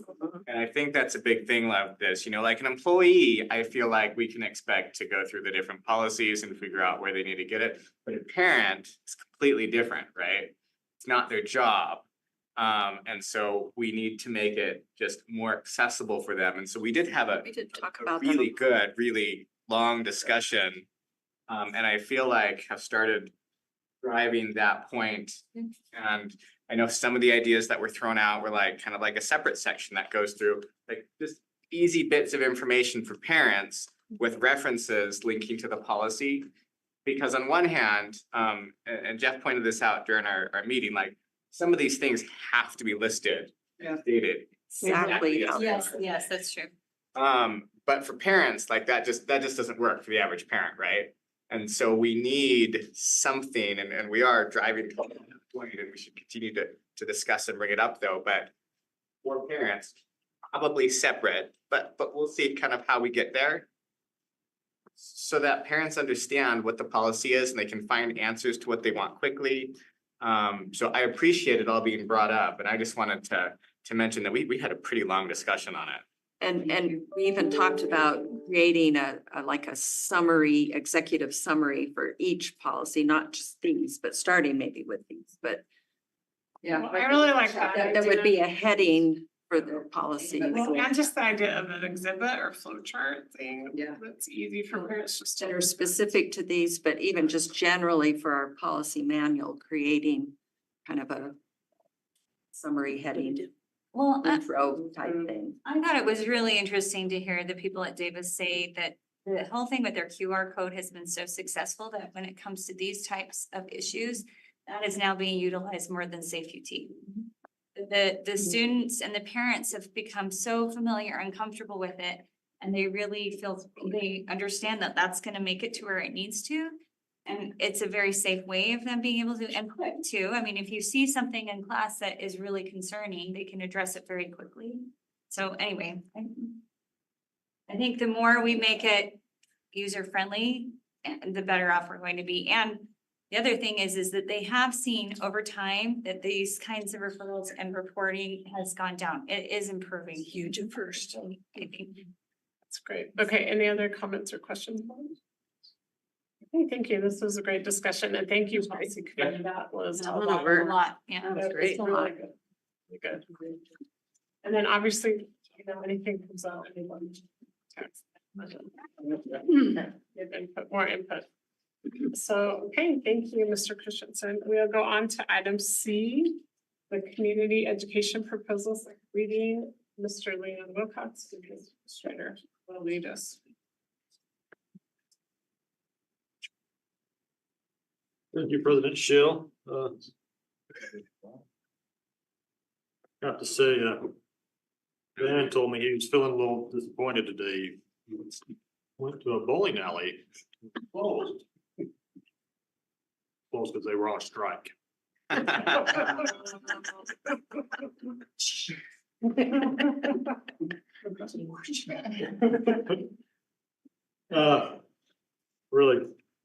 really quick. Back in March, 3 minutes. 3 minutes. 3 minutes. Does that include the jokes too? We got like Cut those down. heavy on material. Back in March, we had a quick update during one of our budget things. That's why it's, we're not looking, of course, this state session can't take action here. About community ed, Amy's here. She can provide some quick updates if we need.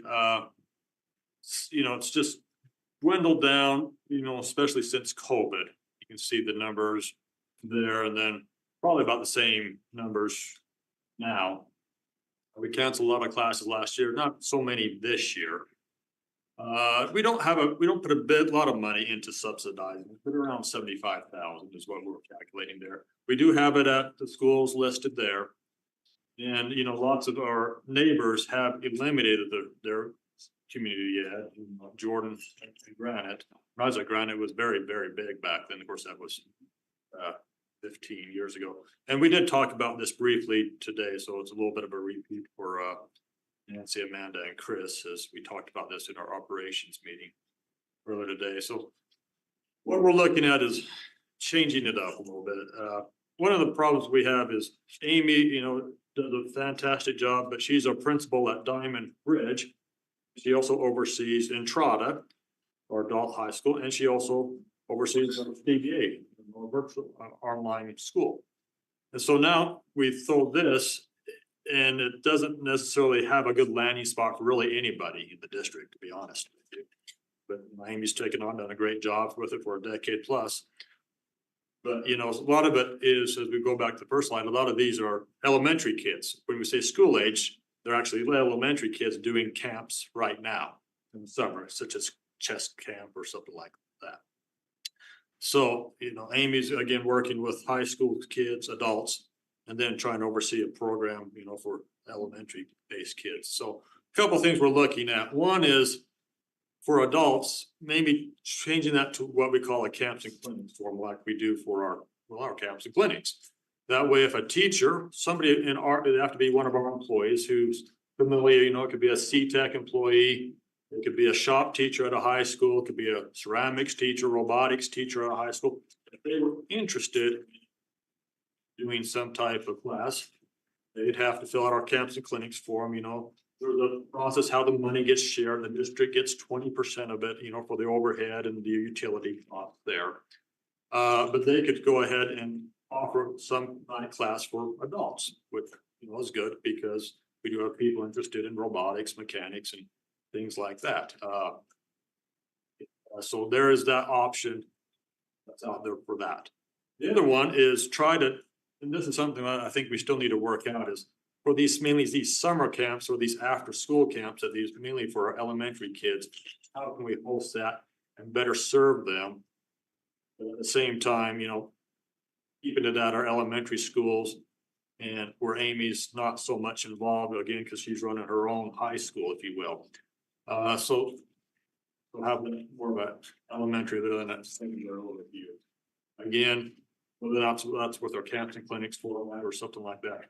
We talked about briefly today is just maybe parsing out these two topics, and maybe others could be there, and coming up with a maybe more strategic type thing. But as far as community ed, it really wouldn't be that anymore. Of course, lots of time people want to learn woodworking or art, ceramics, they go to YouTube these days too.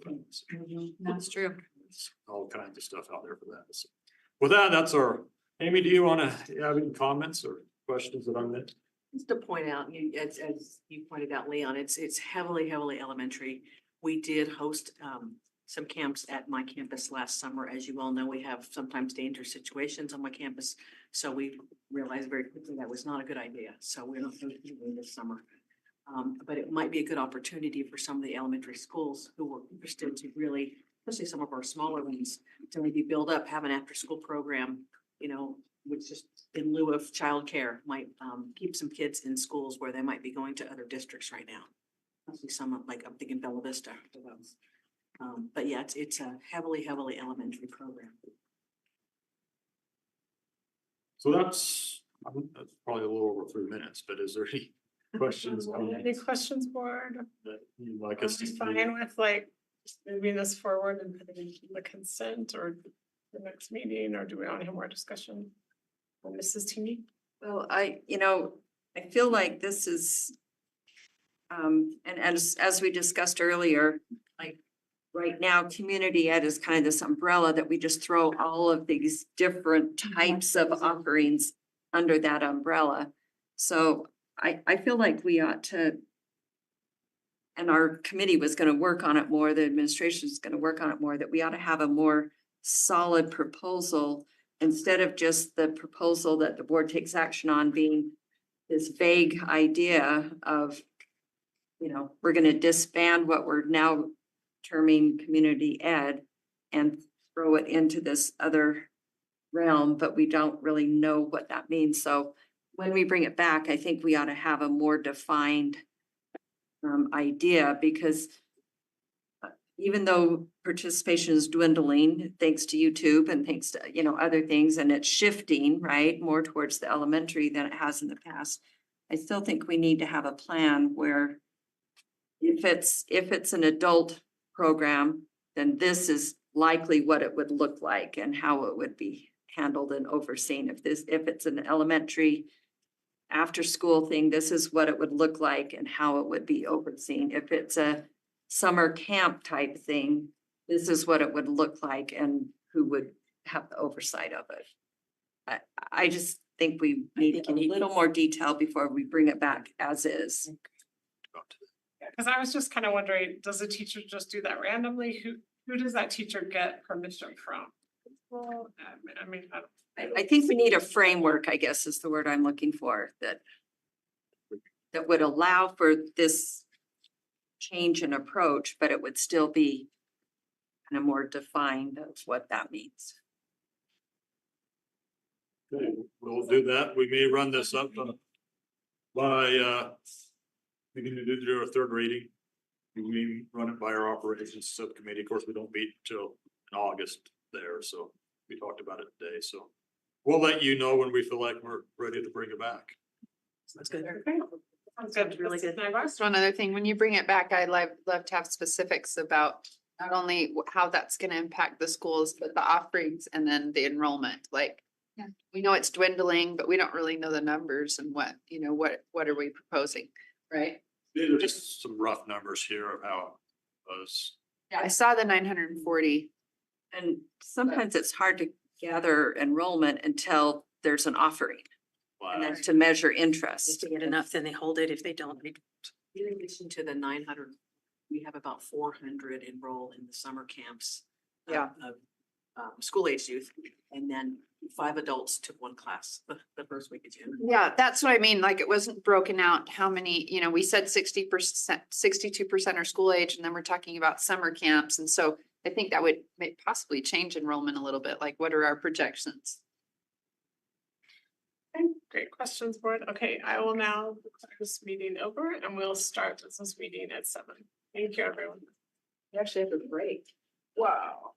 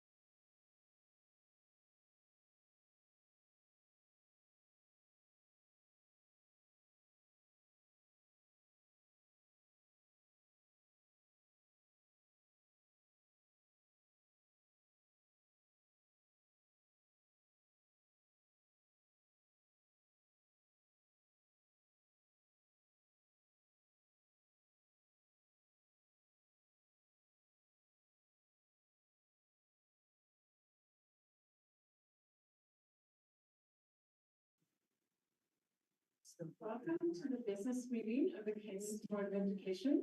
Today is June 18th, 2024. Our meeting of the district office located at 9361 South 300 East in Sandy, Utah. The first item on the agenda is to approve the agenda for tonight.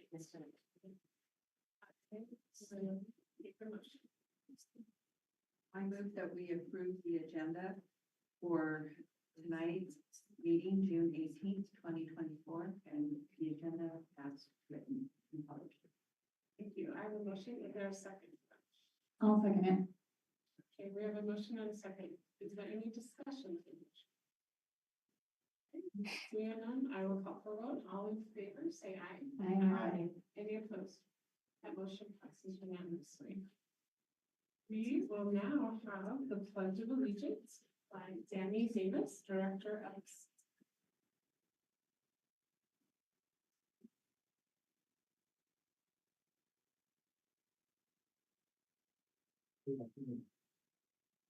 Allegiance to the flag of the United States of America and to the republic for which it stands, one nation under God, indivisible, with liberty and justice for all. Okay, thank you very much. The next item on the agenda is patron comments. I will now read the guidelines. The board often designates time in meetings to listen to patrons of the district. Patron comment time is limited to residents and taxpayers of Kansas District, students and parents of students, and current employees of the district.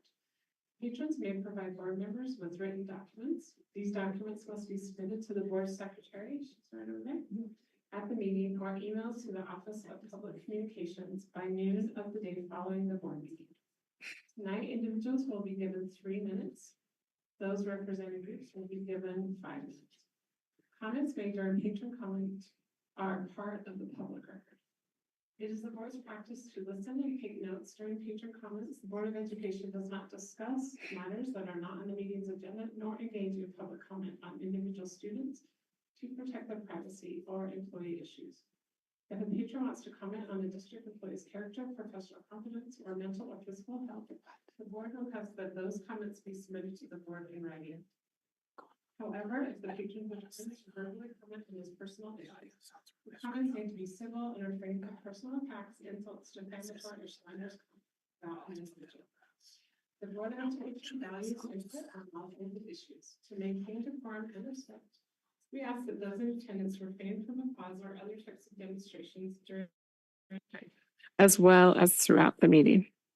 Okay, we have 2 people that have signed up today to speak to the board. The first is Allie Evers, and the next one is Karen Allen. So first of all, Allie, just come up here. Make sure that green light is on. All right. Sorry, I'm not a very good public speaker. I am here about the student conduct and disciplinary policy that you are updating. And first of all, I just wanted to thank the board for putting this policy and making this policy. I really appreciate it. We were at a loss of what to do about 1.5 years ago when we were having a lot of issues at our school and did not know where to go. And I think that things maybe weren't handled the way that I think there could be some improvements. And so we appreciate you putting this policy together to hopefully help people in the future.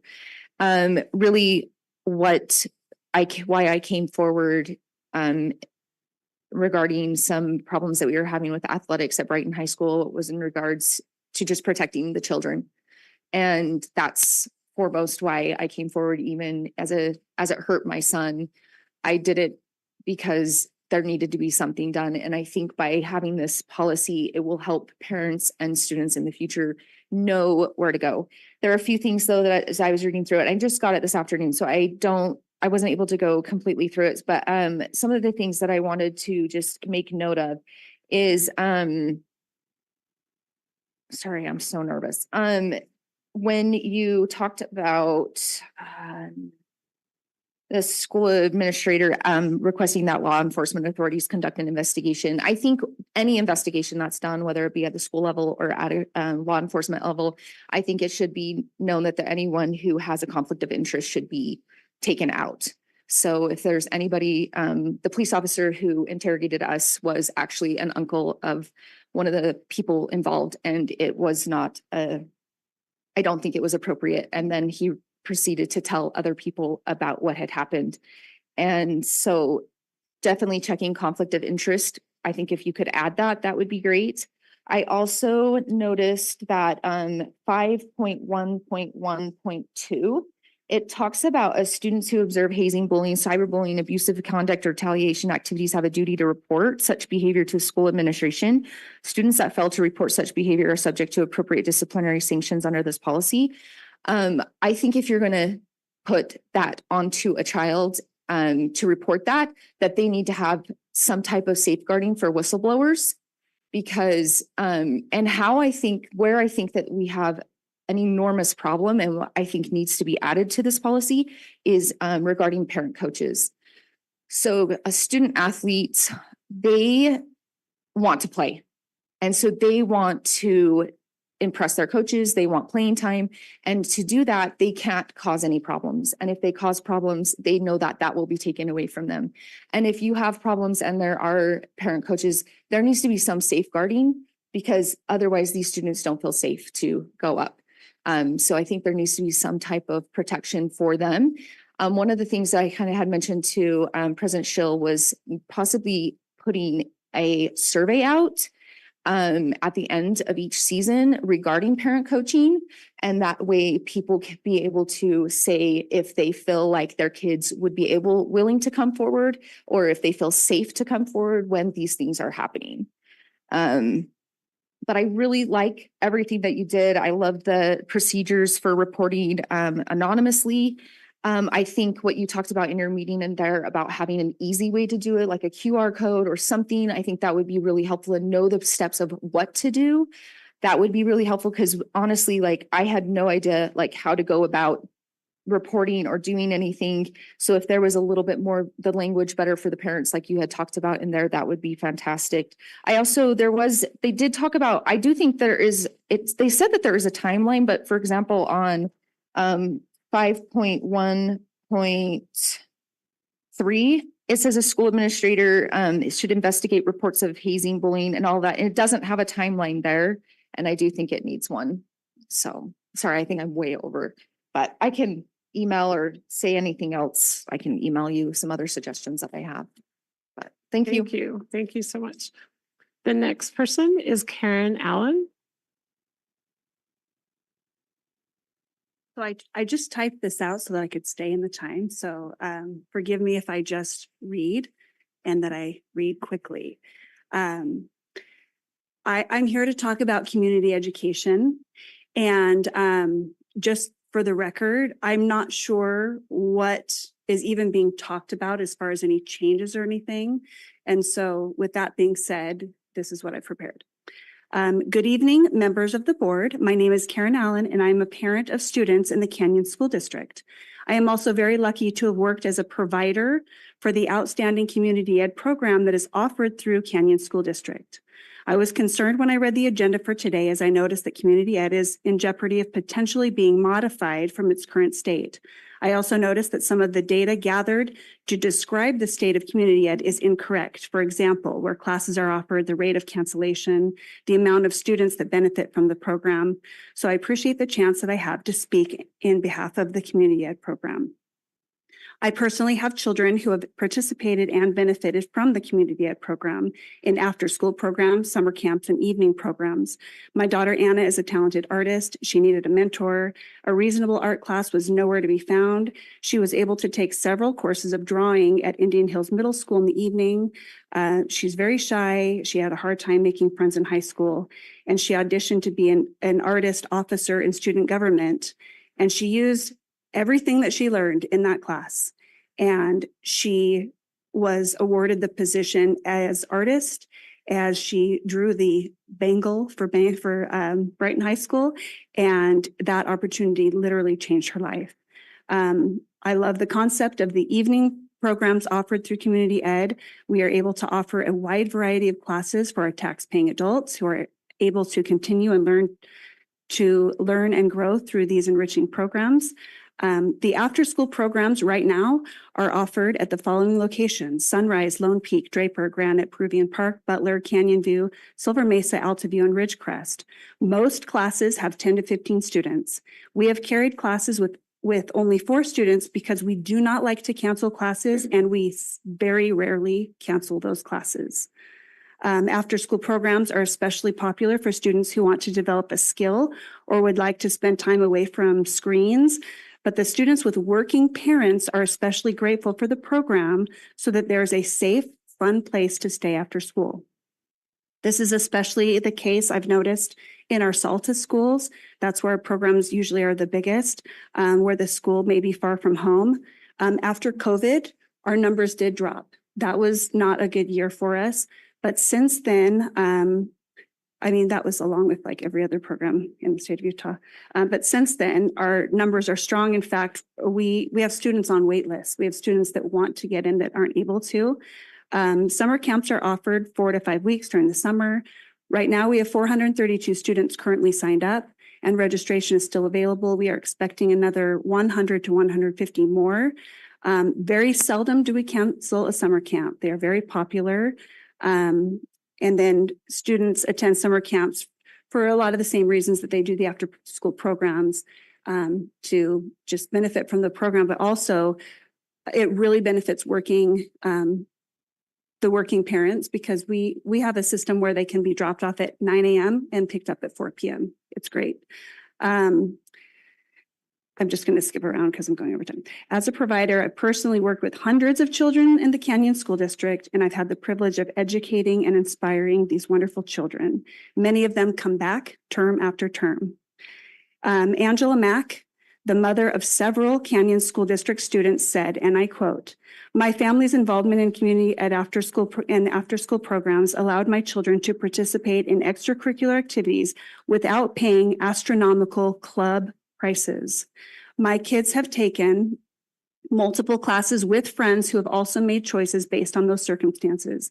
Any attempt to take away any part of these programs would be negatively targeting the lower income families of our district and families with both parents working, which applies to just about every family that I know," end quote. I not only think that Canyons should fully support this program, but I think Canyons would benefit in expanding the program to service more students from toddler to adult that live in this wonderful district. I have a feeling that if more of the hundreds of families that benefit from this program knew that any modification of this program was on the agenda, that you would have had hundreds of people here to support the program.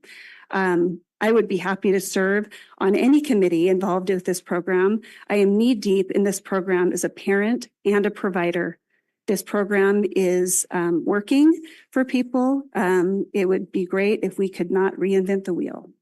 Thank you so much for your time. Okay, thank you very much.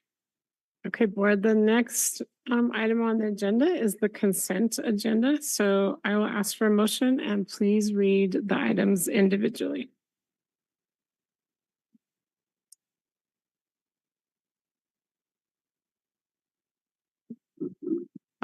I'll make a motion to approve the consent agenda.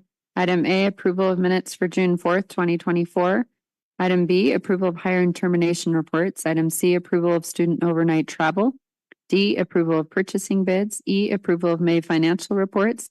F, approval of sale of property. G, approval of sale of CTEC student-built home. H, approval of MOU with CA and CESPA on high deductible plan insurance regulation changes. I, approval of Silver Mesa Elementary Land Trust and DSSP amendment request. And J, approval of annual fraud risk assessment required by the Office of the State Auditor. Okay, thank you. We have a motion. Is there a second to that? I'll second that. Okay, we have a motion and a second. Is there any discussion to that motion? Okay, seeing none, I will call for a vote. All in favor, say aye. Aye. Any opposed? Okay, that motion passes unanimously. Okay, the next items on the agenda is item 6, new business.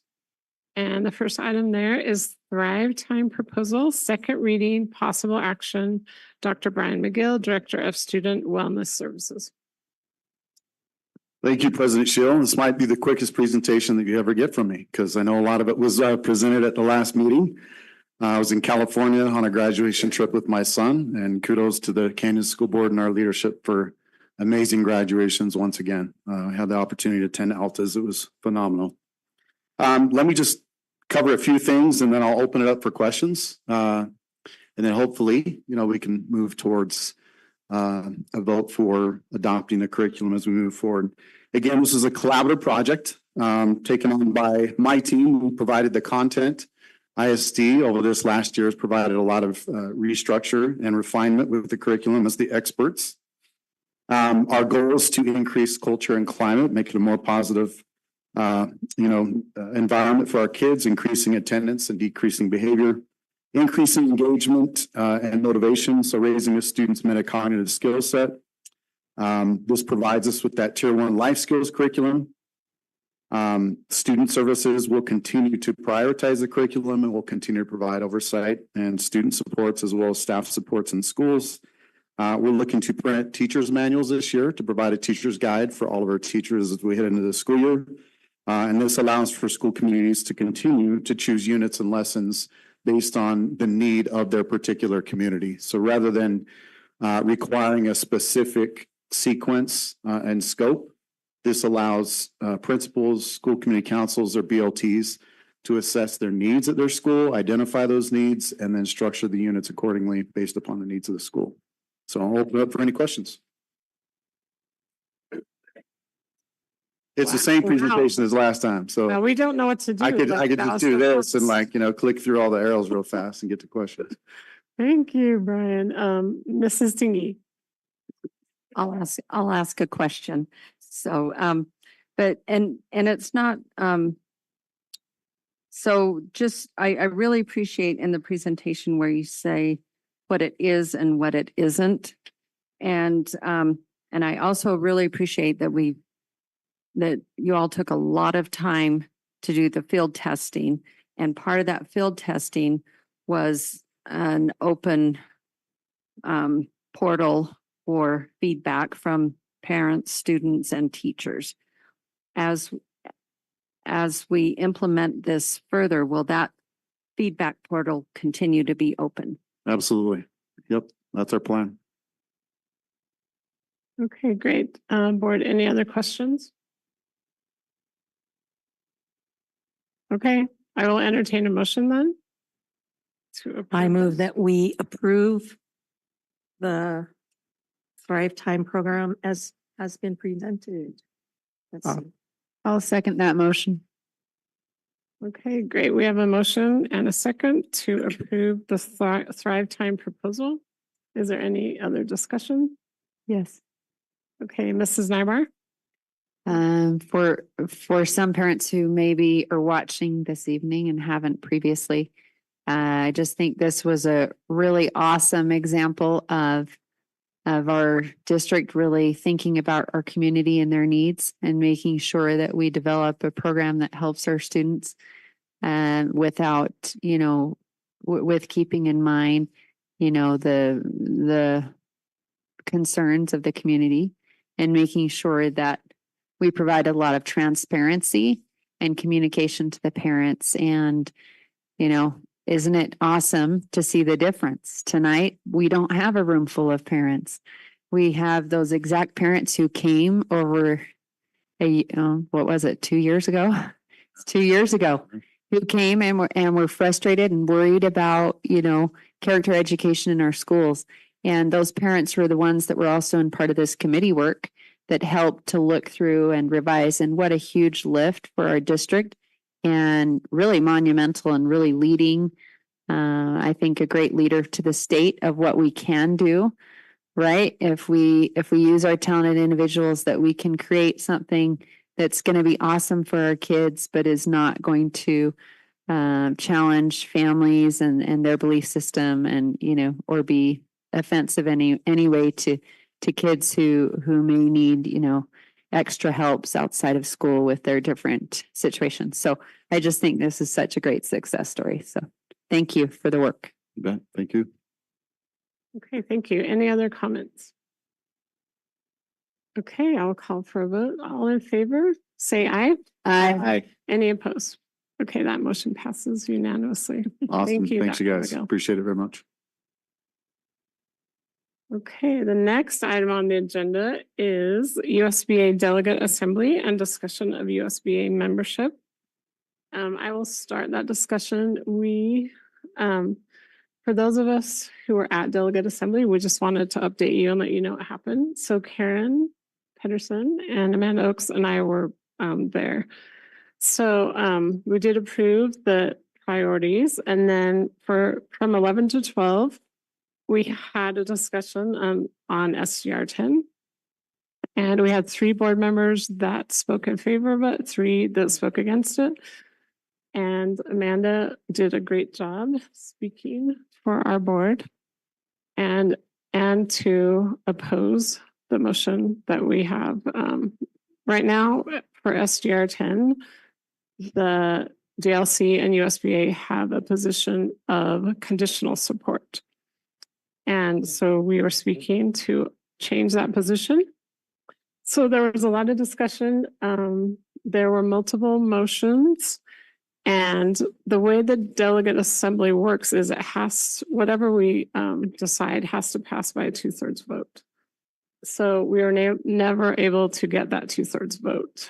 So nothing changed.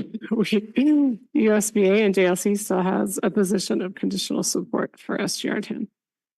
And SGR 10 is the removal of the earmark on for income tax to be for public education, just so the public understands that. So anyway, that is my summary. I don't know if Mrs. Oaks or Mrs. Pedersen wants to add anything more. So some of you may remember that when JLC met on March 6th and had that conversation about whether or not to support the removal of the earmark, it was kind of a hot mess of a meeting for various reasons. I won't go into exact particulars, but let's just say that a lot of it ended up the way it did because of a large presence of the superintendents trying to control the meeting.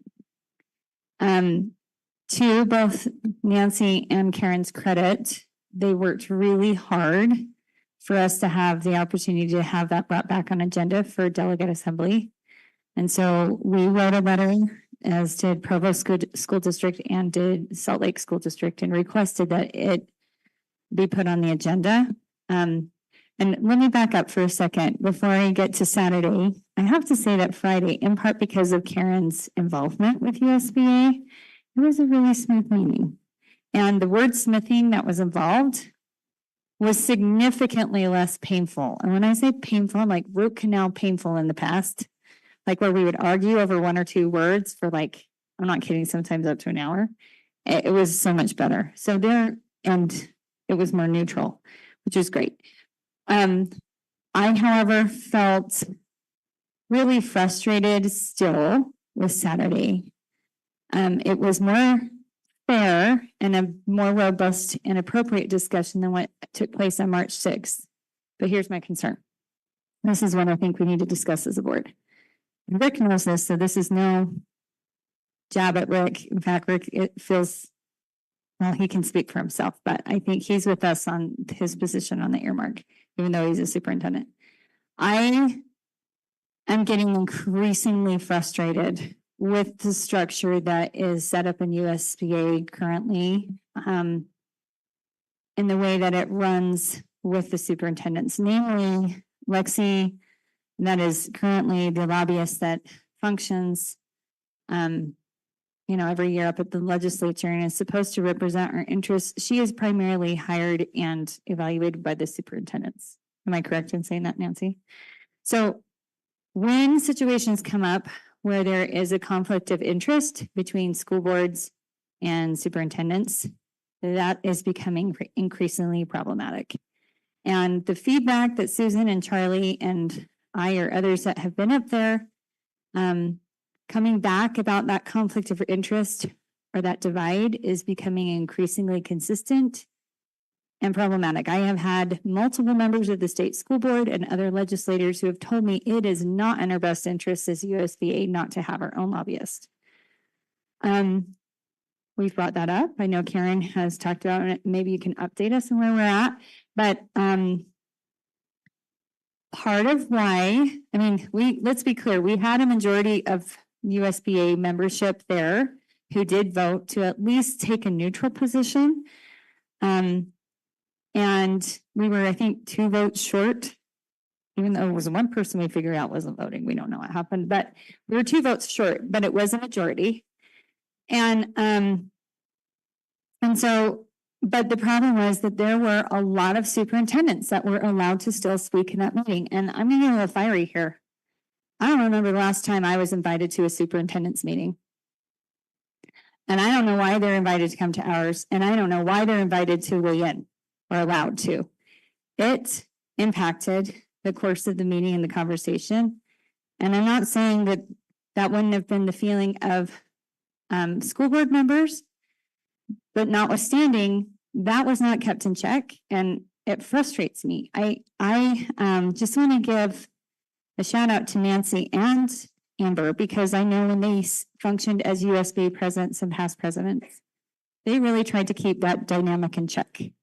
Where Amber pointed out she would always make sure that in JLC it was members of school boards that were updating on bills, and Nancy tried to make sure it was the USBA voices that were represented.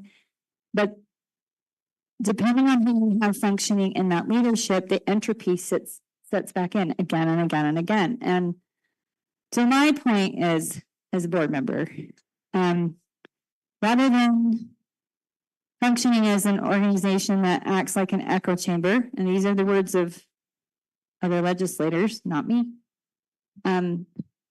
unless USBA can figure out how to structurally work into their bylaws and their processes a way for the USBA voice to remain strong and independent from the superintendents, I am personally not in support of continuing on in USBA as being members of USBA. That is my feeling. I recognize a lot of people might feel differently, but it's a lot of money to put towards it. Now, with that said, I recognize that the training that they provide is helpful when it comes to new board members. I recognize that there are some good things in training, but with regard to advocacy, John Robinson, who is the board president at Davis School District, and I had a conversation about this after delegate assembly, and he said, I'm on the advocacy committee, and all we've done this year is work on the website. Yeah, and he just said, if that tells you anything, we're in trouble. I mean, this issue with the earmark is the most important educational issue of our generation. It is going to impact decades worth of children and what kind of education they receive. I do not understand why we have superintendents that are so flippant about the fact that we should just trust the legislature after the kind of legislative session we had. But I cannot in good conscience as a board member not say something. I'm really upset with how this has gone down. We have no business having a place where there is even a question for our legislators of whether or not we support this. I know there was a conversation in one of our recent GLCs before delegate assembly about whether or not we were clear with the legislators about if they have permission or not to use our logos. And from what I understand, there was a clear consensus from all of JLC that an email needed to be sent. And apparently the US, like the Superintendent's Association president, unilaterally put a stop to that, saying that their organization had not voted on it yet. That makes me furious. And that has not been resolved yet. But I keep hearing legislators talk about how public ed supports it. That is not true. So anyway, that is my feeling. I want us to have a conversation and get it out there. We have some significant problems that we need to look at and address. And I appreciate Karen fighting the good fight. I know it's not easy. So anyway, I don't know who else wants to speak. Okay, board, Mrs. Pedersen. That's up to you. You know how to play, you play it back and forth. I have not been on the USBA committee for long or board for long. But one thing I can honestly be proud of is that it was a mess in March. Policies either didn't exist or were not being followed. And so when we met again as just the USBA board with no superintendents there, we met for 3 days. We spent a good portion of the very first day tightening up the procedures and the policies, and that's why it went so smooth at the board. The 2/3 we put in place. There was no majority, was the word before. Just the majority. We had 2/3. The reason they kept recounting how many people were there is because we said that you had to establish a quorum before every vote. They were following every suggestion that we had brought up and concerns and had written down in our policy. So we got a lot done. Could we do it all in 3 days and fix everything? Probably not, but we felt like the most important thing was procedural and setting up in our policies and bylaws the line, tightening things up and making a line, because we have not differentiated ourselves as a separate entity. We really haven't for a while. I don't know if, I imagine it was before, but it has kind of eroded. It's lost that potential.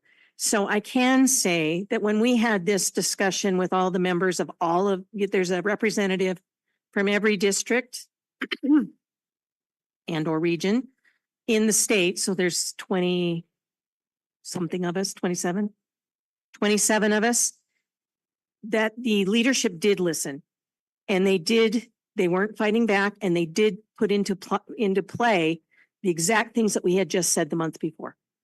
So I have faith and trust that as we start this new school year, that they will allow us to strengthen and define our positions more strongly. I don't think we've had the opportunity to fully discuss all of the issues. We also spent some time talking about, as the different committees, there's quite a few. It's true, the advocacy committee has worked quite a bit on the website, because our website was like garbage. There was just nothing there. Nothing for the community, nothing for a legislator, nothing for a parent, nothing for a board member. Myself, I had to ask for a board policy handbook because I came in later because I couldn't find it. Does that make sense? It's just really poorly done. So they have spent quite a bit of time pulling it up and getting it moving, and I see some really good progress in that. And now that we have a platform to build on, I think we can build.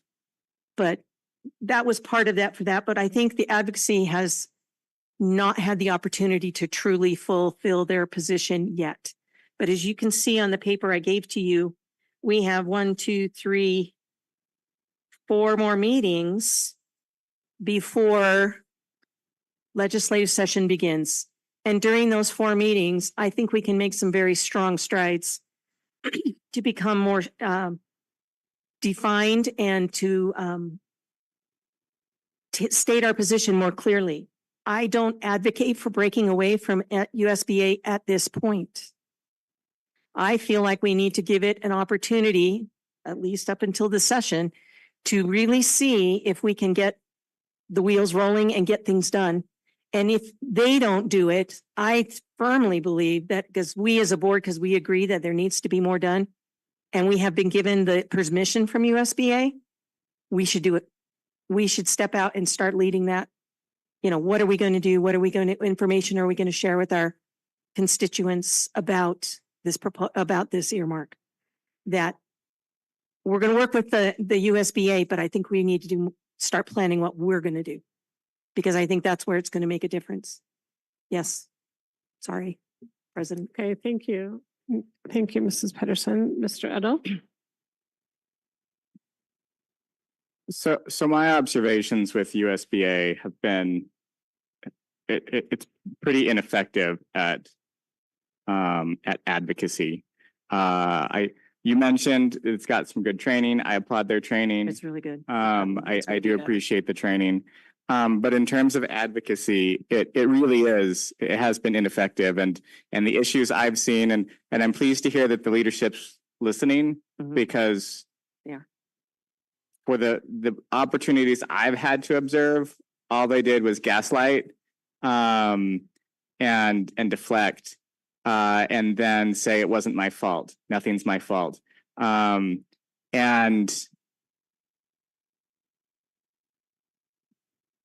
Amanda brought up a really great point. You know, this is an incredibly important issue, but I also think this might not even be the most defining issue that's going to be coming up.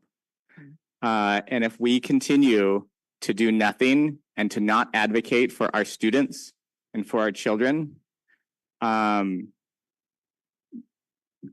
what's going to happen to the future of the students? So I would love to see us be the leaders and move toward a place where we can advocate in a more, not sure the word for it, but a stronger position where we can advocate for our students, for our children, and for the future of our state is really what this boils down to. From my opinion, this is just Andrew, I don't believe that that is with USBA. I would love to believe that it is, because I think it's a great concept.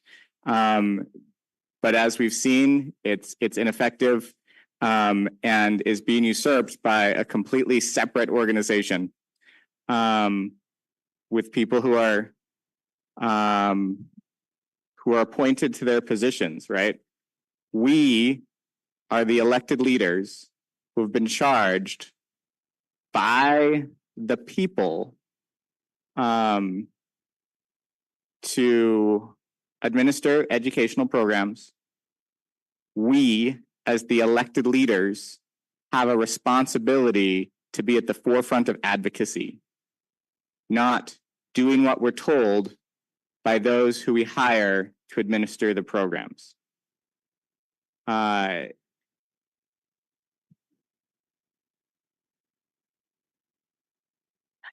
So I do think that we're at a really important point here. And I don't think we should make brash decisions, but I also don't think this came out of nowhere. This has been creeping up for a long time. And I think no matter what we decide or don't decide tonight, this has to be an ongoing discussion on how best do we advocate for and serve our students. Okay, thank you. Mrs. Tingy. Thank you. Yeah, this is really an important and serious discussion, and I appreciate that we're taking some time to do that. And I also kind of recognize that it's not a quick and easy issue to resolve, because it is so important in our role as school board members.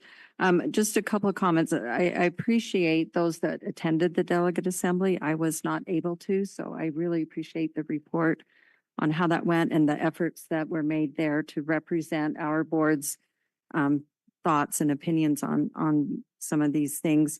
I just wanted to clarify on the, I just want to, I'll try and articulate how I kind of see this. So we brought up the idea that there's the School Boards Association, which is comprised of elected officials from throughout the state. Then there's this superintendent's organization, which are the appointed chief administrators of each of the legal entities, the districts. And I in no way want to imply or have anyone think that superintendents are lesser than elected officials, but they are different. And each role is critical to the successful governing of these legal entities, the LEAs, but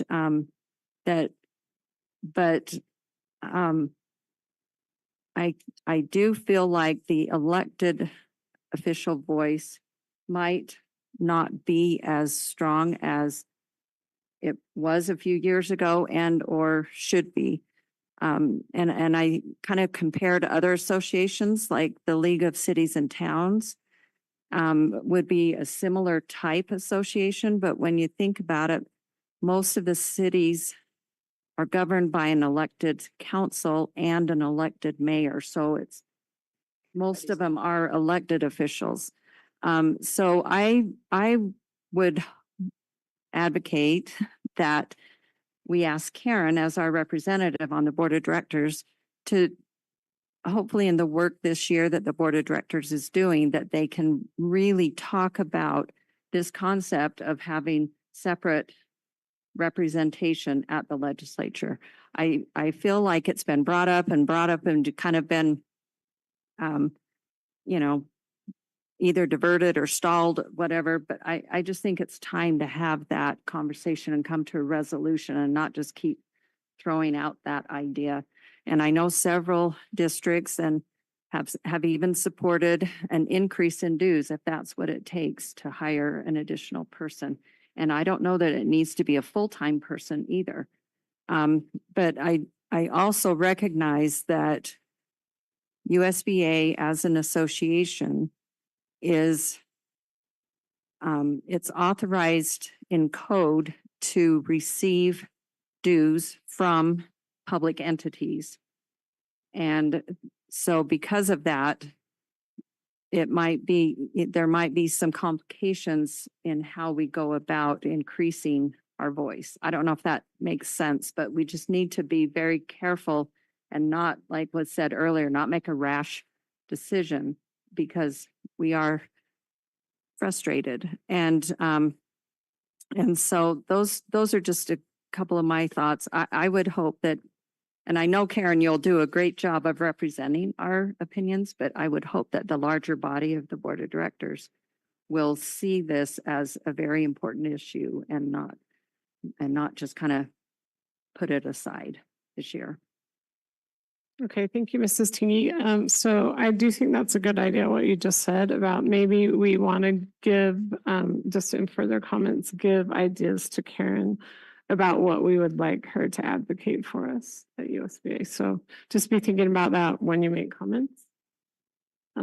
Does anyone else want to speak?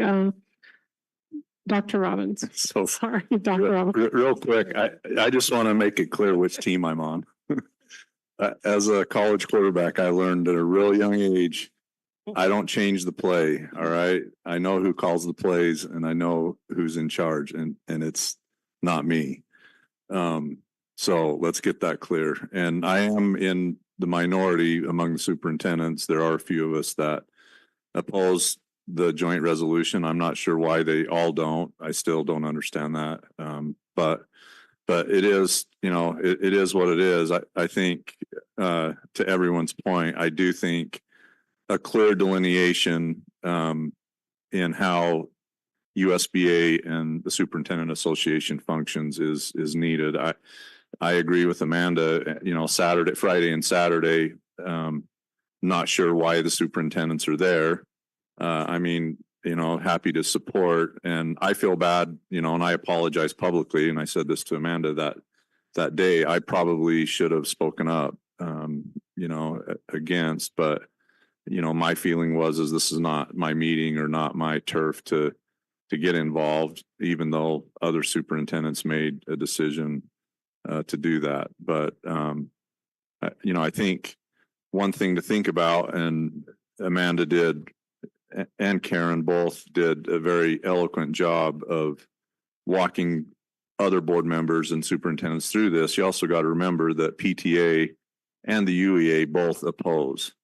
And just, that alone, I don't know how superintendents can go back to their districts and really face those that they serve you know, in a way that is going to be detrimental to the students that we, you know, swear an oath to serve and protect and provide an education to. So, you know, we'll see what happens. I think it's still very early, you know, in the fight. I mean, all of the surveys and political polling that have come out early, even with just where it's at, it looks, you know, like a 50-50 race. That it's not, this isn't a done deal by, you know, by any means. So hopefully, you know, our patrons and our parents and the public can really see, you know, this for what it, you know, for what it is. I think it probably is a little bit more of a Trojan horse than we know. And it's another way, you know, for the legislature to, who knows, maybe expand on vouchers or do other things. But that's why I think we're so unified in this, is that, you know, we do understand the risk and reward that's involved. And, you know, at the end of the day, I guess my counsel to my fellow superintendents is if we don't oppose this, then who will? So anyway, I just want to make it clear everybody understands the jersey, the colors that I wear. And it's Canyons, Team Canyons all the way. Okay, thank you, Superintendent. Mrs. Nybar. I really appreciate the concerns that were brought up by Mrs. Oakes and Karen and Nancy, and I think those are really valid points, and Andrew. I think one thing that I would like to see is I would like to see us reach out to other board members in other districts and have some good, and I know that you've done some of that, but maybe even more orchestrated where there's a meeting. And I believe that, you know, Nancy's concern and Amanda's concern, they both mentioned it, is real, is that, you know, is that our concerns are dismissed, right? By the USB leadership a little bit, or can be. I mean, we've had a hard time. I personally have a hard time actually investing my time in those meetings because I do not actually feel like it's effective for change, or that it really is the vehicle that it's supposed to be in order for us to gain, you know, any sort of ground for our needs. And so I think that if we, you know, orchestrated maybe a meeting with some of the other boards, and it can be, I think if communication can be in such a way that the leadership sees, hey, this is this goes across many different districts, and this is these concerns are pretty large. I know we've been really vocal, and I know I've heard of a few others that have been very vocal, but maybe there's a little more we can do with outreach and education. Because I think there is still a fair number of board members like me that maybe have gone to one or two meetings and said, I'm not going to spend my time here. And so we could outreach to others that aren't currently involved. Okay, can I say something since everyone's spoken once? Anyway, I really do appreciate what everyone said, and I do think leadership listened, and that the process on Saturday was very fair. I feel like it was fair. I was glad that we had time to have that discussion. I was obviously disappointed with the outcome, that we couldn't actually change our position.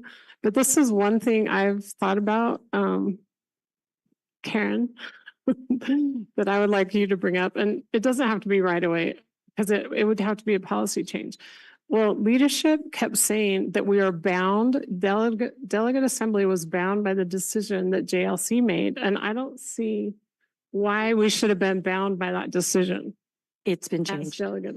It has been changed. We modified it somewhat, and it's that they can move. It gives them the ability to be more nimble, and they Yes. look at the position that we were at, but are able to move.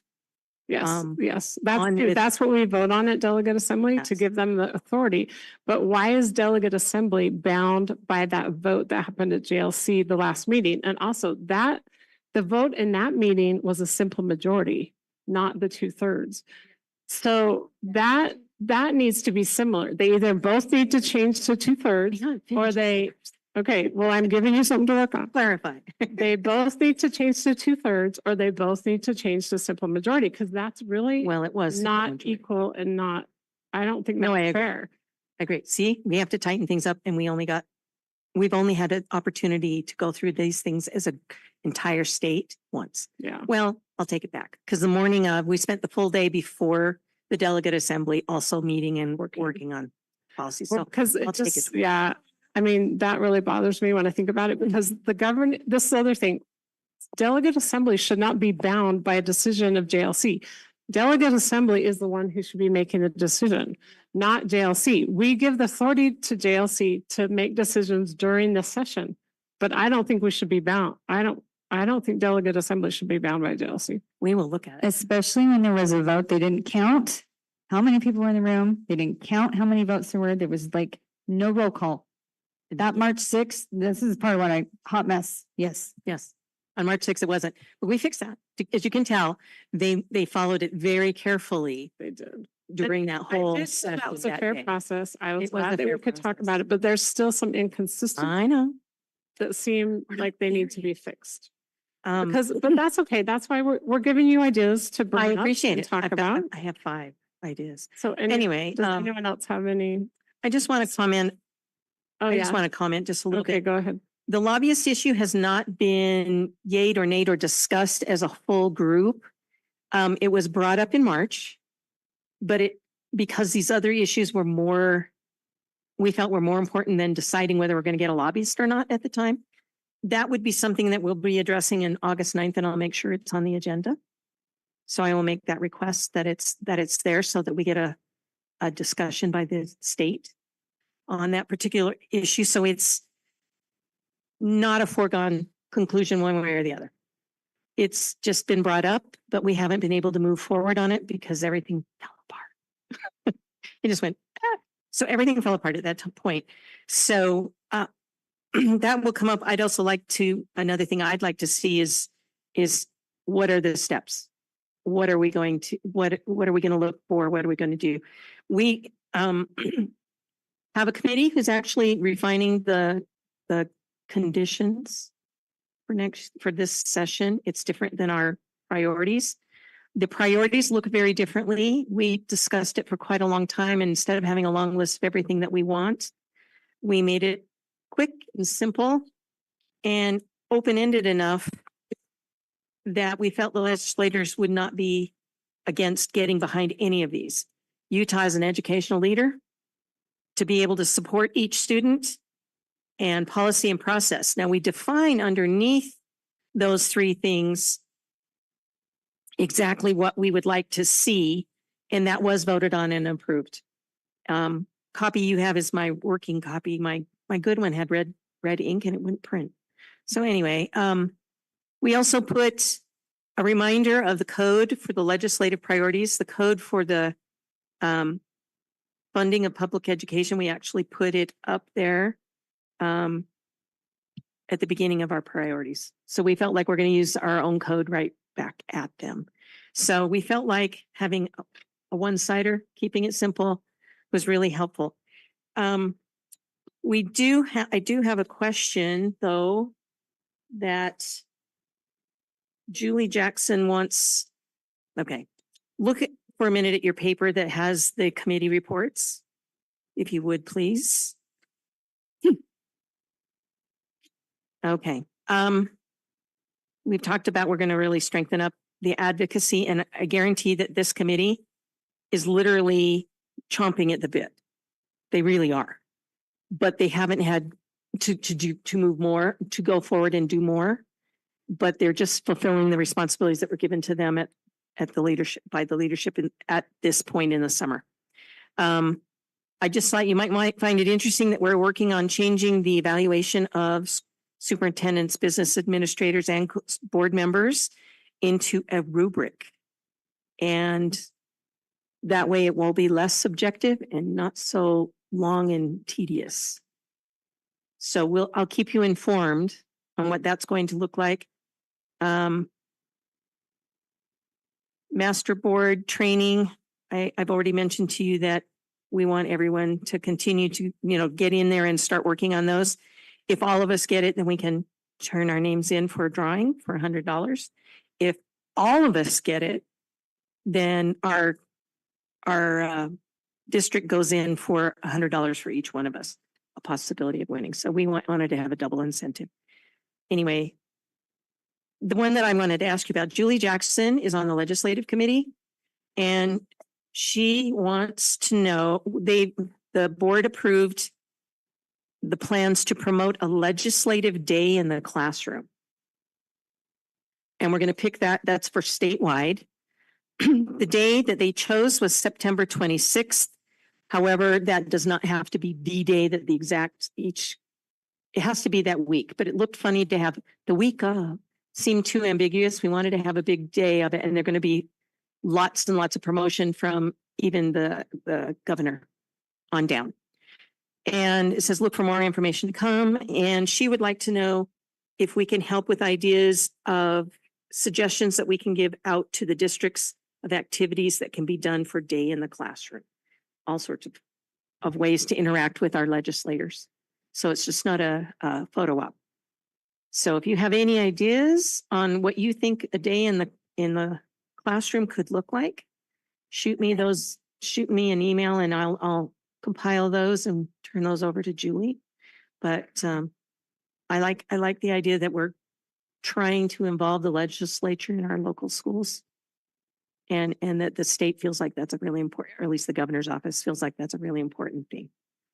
So anyway, so I will report back to you after my August 9th board meeting on what's happening, and then we can discuss incrementally how things are progressing and how things look.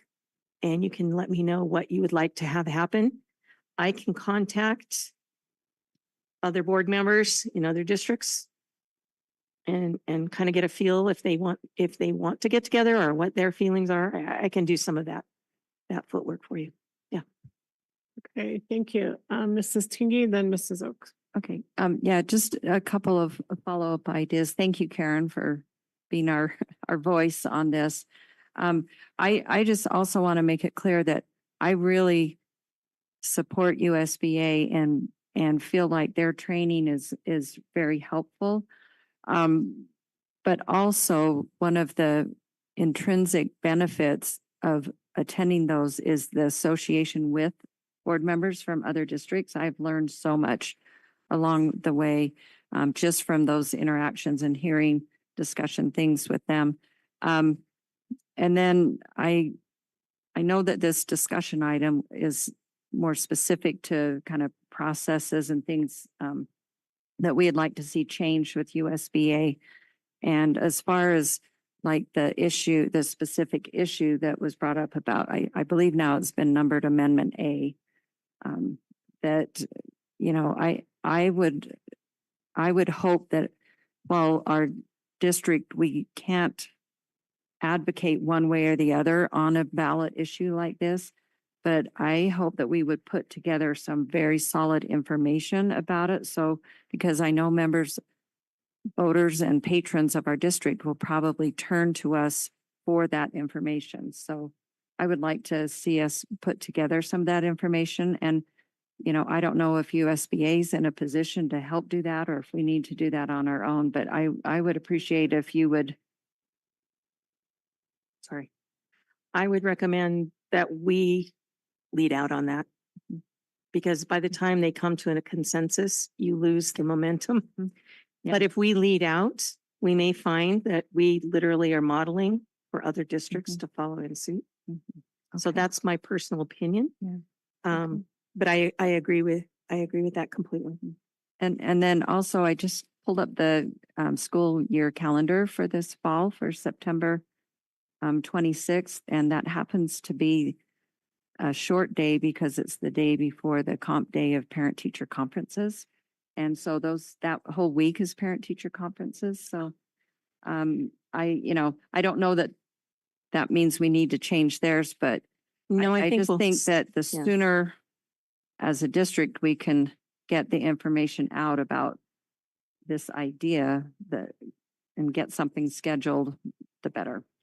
we didn't want to get into October for that very same reason for some of the districts as well. I mean, that's the beginning of that system. I think we're kind of stuck with that day, but I think we can either do something before or something after, but that will be the publicized date. So I'm glad you looked at that. I hadn't done that. One last thing I wanted to add is there's a paper in here that Lexi sent in our I get Monday notes from USBA about HB 303, which is the division of districts and some of the debate that they're having on it right now. So I felt like you might find that informative. Okay, are we okay to, thank you, board, for that discussion. Are we okay to move on to the next agenda item? Okay, great. Okay, we now move on to item 7 on the agenda. Board members, under Utah state law, it's our responsibility to adopt a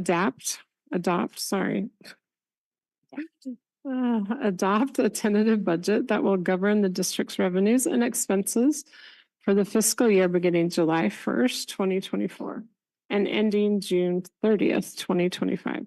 The final approval for the budget will occur at the Truth in Taxation hearing. We will also be asked to adopt a final budget for the current year that will be ending June 30th, 2024. This portion of the meeting will proceed as follows. In a moment, I will ask for a motion and a second to go into a public hearing. We will then have a presentation by Mr. Wilcox on the budget. Following his presentation, we will take public comments. Following the comments, I will ask for a motion and a second to close the public hearing. The board can then discuss the budget and ask further questions. We will then conduct a vote to adopt the final 2023-2024 budget and the tentative budget for 2024-2025. We will take a separate vote for each budget. And now I'm ready to take a motion to open the public budget hearing. And I need a motion and a second on it.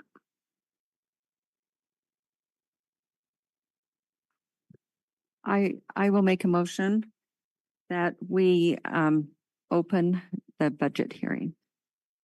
I'll second. Okay, great. We have a motion and a second to open the public budget hearing. Any discussion? Okay, all in favor, say aye. Aye. Aye. Any opposed? Okay, that motion passes unanimously. Now I will turn the time over to Mr. Wilcox for his presentation. Thank you, President Schill and members of the board. We just always wanted to do that, just to know that this is where the public can participate in this part of the meeting if they so choose. So we just want to go through that formality with that. Just quickly how this will go. We've already done the first couple of things. I'll go through a quick presentation here. I don't know if we have anybody from the public who wishes to comment, but they're allowed to. Then we'll close our hearing. You can discuss, and then we'll ask you to adopt our final budget and our tentative budget for next year. I don't want to spend a whole lot of time on a lot of these slides we've gone through before. So I'm going to go through them fairly quickly, not as quick as Brian did, though. But just to highlight this year's budget, our final budget, what we'll ask you to approve here. Every year there's things that happen. Our budget is $500 million plus. It's over 12,000 lines of Excel. We don't want to go through every line with you, okay? So we just summarize things here and just hit the highlights with 5,000 employees and another 900 substitutes and everything.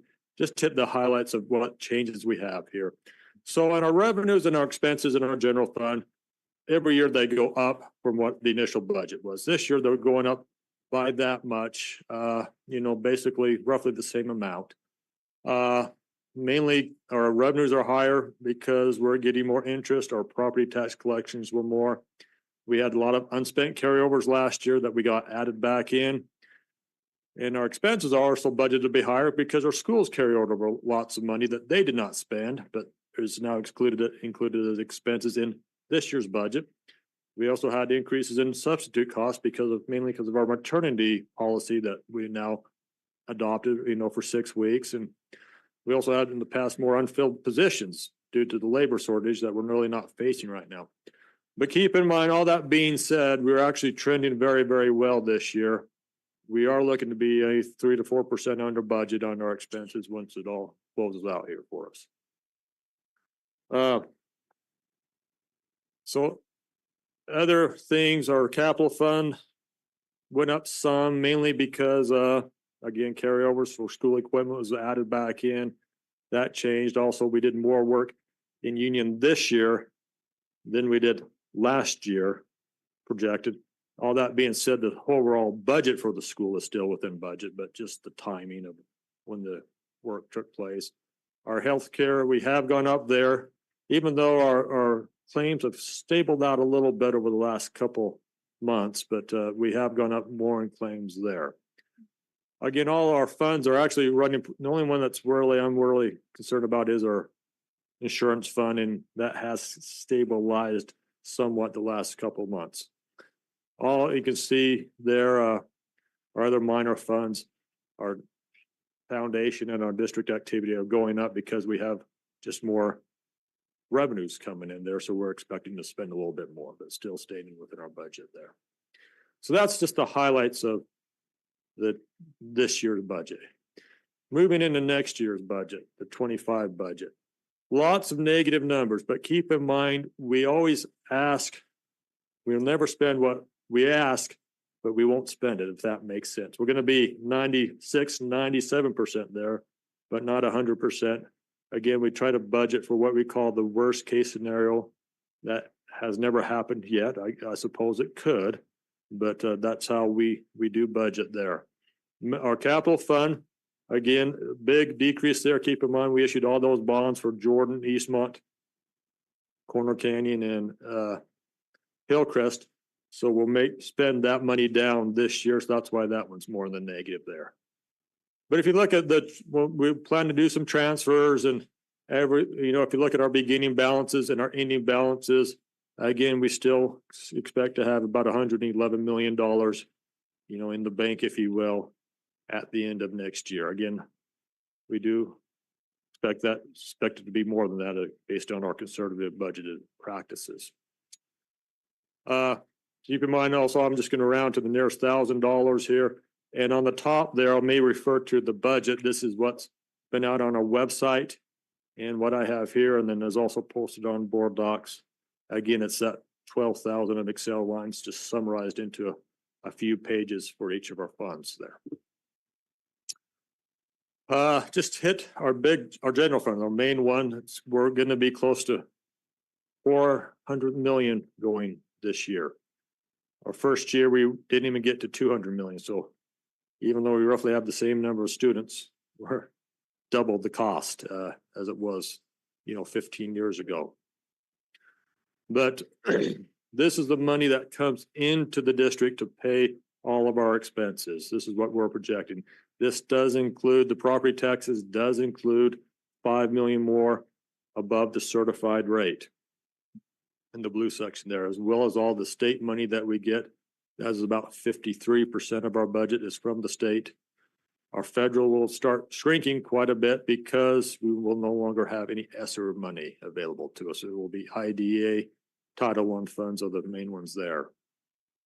The money that will go out, this is money again going out the door based on the activity, or we call it the function that's going to take place. Again, we want as much money going right into the classroom or right to instruction as possible.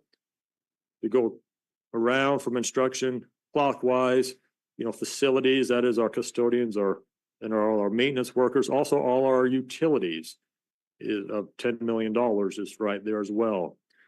Our staff services, that is our coaches, that is our training that we do, school admin, of course, the front office at our schools. Our student is our support is our counselors, our psychologists, our social workers, nurses. Central is what happens here with payroll, IT, communications, and then transportation is our busing. And then the last little sliver there is just, administration, is, if you will, at 1%. Again, this is what the object is for each of those function areas. It's, public education is always going to be about people, and that's why 90% of our cost is people. That's why when we cut the budget, we got to cut people. We say you cut programs. Well, programs are people because they're run by people. It's all people. What's included in the budget is all the state money we got, the 5% increase there, and other funds from TSSA, land trust. We did lose money in transportation, and they did cut a couple line items such as early literacy and our software programs as well. It does include the $5 million of property tax increase. We'll talk about that here shortly. Agreements that that you approved on May 7th from negotiations with our teachers, our ESPs, and our administrators. Class size stays the same. We've had 30. We've added 4 to get us to 34. Half of that will be going to Draper Park for their ACC as we open up that unit there. So we still have we have about 5.5 left that we'll be meeting and seeing how we can support those schools with those large class sizes the best, mainly with Alice and Sally when they're available. Also had to increase supplies, utilities. Teachers get paid for their 32 hours, their hourly rate. Also 3 days of training that we talked about last meeting for our SPED teachers. I think this is a good slide here. You look at where our starting wage is compared to our neighbors. Some of these districts were actually below us this year. So we've actually surpassed Tooele and Ogden. They were both ahead of us this year that just ended. And so we were now caught up to them and slightly past them. You can see where we rank to the other districts. It should be said, Murray, I don't have here, but I just found out their salary is about $300 more than us, so about $61,900 something. Granite hasn't posted theirs. I believe their board is meeting tonight and approving their negotiation, so I do not know what their starting salary is. So, but everybody else who borders us around us along the Wasatch Front, we're right there competitively with teacher salary. When we did our big push 5 years ago, those of you who were on the board then, Amanda, Amber, Nancy, you remember, big push to get up to 50,000, now up to 61. That's a 23% increase in just the last 5 years. So still moving in the right direction. And last about 7 years, our starting teacher wage is almost doubled. We were at 33. Not too long ago. Here's how our fund balance will look. Again, revenues are expenses. We can use, and we have done it for the last 3 years, unused money in our debt service fund for technology. That was a nice benefit the legislature passed a few years back. So we have been doing that. And you can look at our fund balance. Again, we don't expect it to go down to the $60 million. We expect it to be, we feel like this budget right here is breaking even. When you look at, we're probably 2 to 3% under budget with these costs right here. So we do expect all this to equal out and do expect us to still maintain that fund balance that we have right now, which is actually closer to 70 million than 65 based on where we think we're going to end up this year. So overall, we're in, pretty good shape that way. Here's how we break it out. We have inventory that we can't spend. We have to separate that out, but then we have money set aside for retirees. We have about 300 people who are still what we call GASB eligible, who are still working for us today, who have been promised some retirement benefit from the district. This is from the old Jordan School District policy. And we can also carry over 5% of our budgeted expenditures from one year to the next. And so that's what we call our rainy day fund or our economic stabilization. So, and then we also have money that we assign to schools or building or insurance or other things like that. So that's how we break out our ending fund balance there. Just moving into our capital outlay. Again, it's gonna be a pretty big year this year, as we got a lot going on right now. 55 million is what we're looking at. The big ones are, Jordan, you approved that on the purchasing bid tonight as we get going on lots of areas over there. Corner, we're going on the fields and the vestibules, hopefully starting the field house sometime this fall. Eastmont's roof, we're moving on, and some of the water mitigation. We'll get going on Hillcrest High's track and stadium after the football season coming up. So we're replacing the turf field and then expanding that track from 6 lanes to 8. And some smaller ones that we're also moving on right now, our transportation is all torn up over there.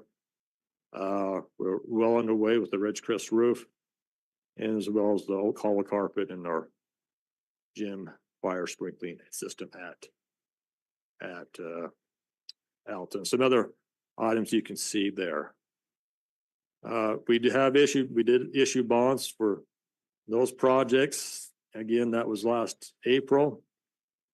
But in this budget, this does include $4 million to pay that difference, to make that bond payment, a tax increase that we've talked about going back to last fall to make those improvements there. Also, the lease revenue bonds we used to build Peruvian Park and Glacier Hill. So we had 34 million, we issued 46 million. You can see our ending balance is 77.6. We'll make a bond payment this upcoming year, bring it down to closer to 74.5 again. But part of that would be that tax increase again, as our bond payment will roughly go from 5 million up to 9 million. So that's the reasoning there. You can see we have, after next year, we'll have about 6 years in that high mark. Then it will start dipping down. It's always important as capital is always one time just to look out in the future, see where we're at. Our balances, again, we do expect to have a balance got scary low this past year, but we are starting to build that back up. So we can do, in case we have emergencies or other things, needed repairs, we do have a little bit of money to make those happen.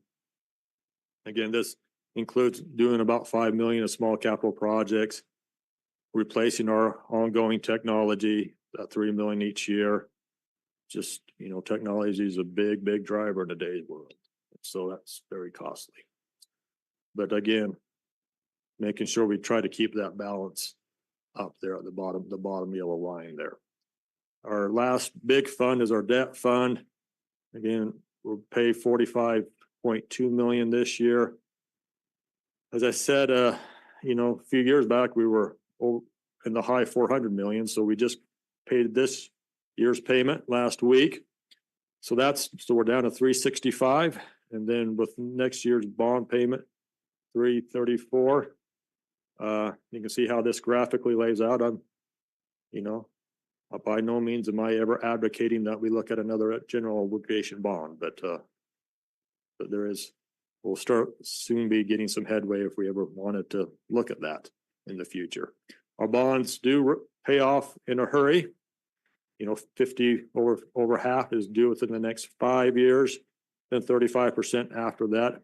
As I said a few meetings ago, bond writers like to see that because we're not passing on debt to a future board. We're trying to pay it off now with ourselves.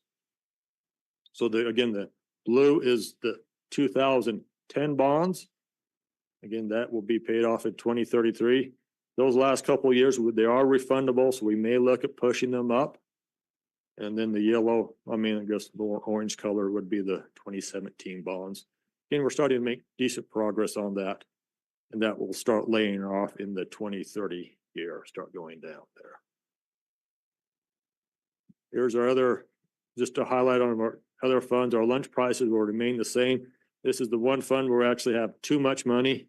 We actually need to spend that down. We'll actually be buying quite a bit of equipment. Some was on the consent agenda tonight. And we have been approved for the 5 schools for community eligibility provision, CEP, where everybody in the school gets free lunch, whether they're eligible or not, and breakfast. So that's Midvale, Midvale Elementary, Midvale Middle, and Mid Valley, Carpenter, East Sandy, and Sandy is a new addition moving forward for next year. So now have 6 schools moving forward. And there's our other funds. The fee schedule mainly drives our district activity fund. No. All these are title schools. That what this does is it makes them automatically, so there's a separation there. It just is only the food part, yeah.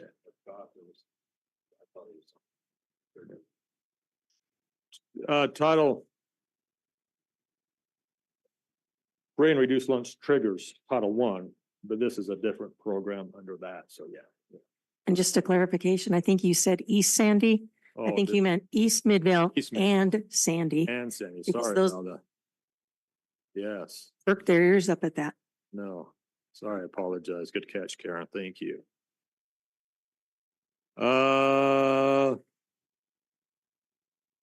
Again, here's some of our other funds. We expect to spend close to $40 million on prescriptions, insurance claims. That's just a big one going forward. We talk about how expensive buildings are, but right now, the inflation on insurance costs is just big for us, big for everyone in the industry right now. So this is what I want to spend a little bit more time on, and that is our certified tax rate and our tax hearing, okay? So these are the rates that the state has given us, what we call the certified rate. These rates we do believe to be final, except for that blue line. The state has not finalized their rate yet, which is the basic rate. These rates will generate $5 million more in our operating or our general fund, and $4 million more in our capital fund. We'll be raising the board levy. We want to raise that one just in case we can get into this equalization program. We got a tiny little bit for the first time this past year. So we'd like to see if we can't keep getting that, and that would help better our chances, if you will. But those are the 2 rates we'd look to raise. Overall, the rate was almost the same as it was this past year. The reason it brings in 5 million more is just property values are up more, right? So here's a sample tax statement. As I said last time, our average home increased $50,000, even with interest rates up, $703,000. So based on that, from 652, 700 last year. So based on that, our certified rate to generate that $9 million is that 93.98 cents. So $94, if you will, right there. So we've always figured it's going to be close to that $90 mark to generate 9 million more. That's a 6% increase on the average home that they'll pay next year. So you can see if we didn't do a tax increase, they would actually still pay a little bit more. That's the kind of the light blue column there. That's mainly because the state basic rate, wherever that lands, would go up. But keep in mind, our rate would go up because on the houses, because commercial property did not go up as fast as home values did. So commercial will get a little bit of a break, whereas home values went up more. And that's why, and that was a big problem 2 years ago. It's not as big, not nearly as big as it was 2 years ago, but it's still an issue. Commercial not rising as fast as home values. So all that being said, with everything combined, this home, depending on, if they keep that basic rate at what I'm projecting there, and I hope they lower it. I'm optimistic they will, but I don't know. The paying schools would be about $164 more last year than this year. Our share of that is 94, but just by raising the rate or by generating more income. But based on the other factors in the certified rate with home values going up more than commercial and the change in the basic rate. You know, individual taxpayers would see more. Again, it's always going to depend on the value of your home and how much that changes in relation to the certified tax rate, but that is what that's what an average home buyer would look at right now. Hopefully, it's not as big based on the basic rate. Statements are mailed on July 22nd. If there is an electronic version option, I take that from my wife and I. You get those around a week, almost 2 weeks earlier. So around July 10th is when they'll send those out. So that's when people wouldn't notice it.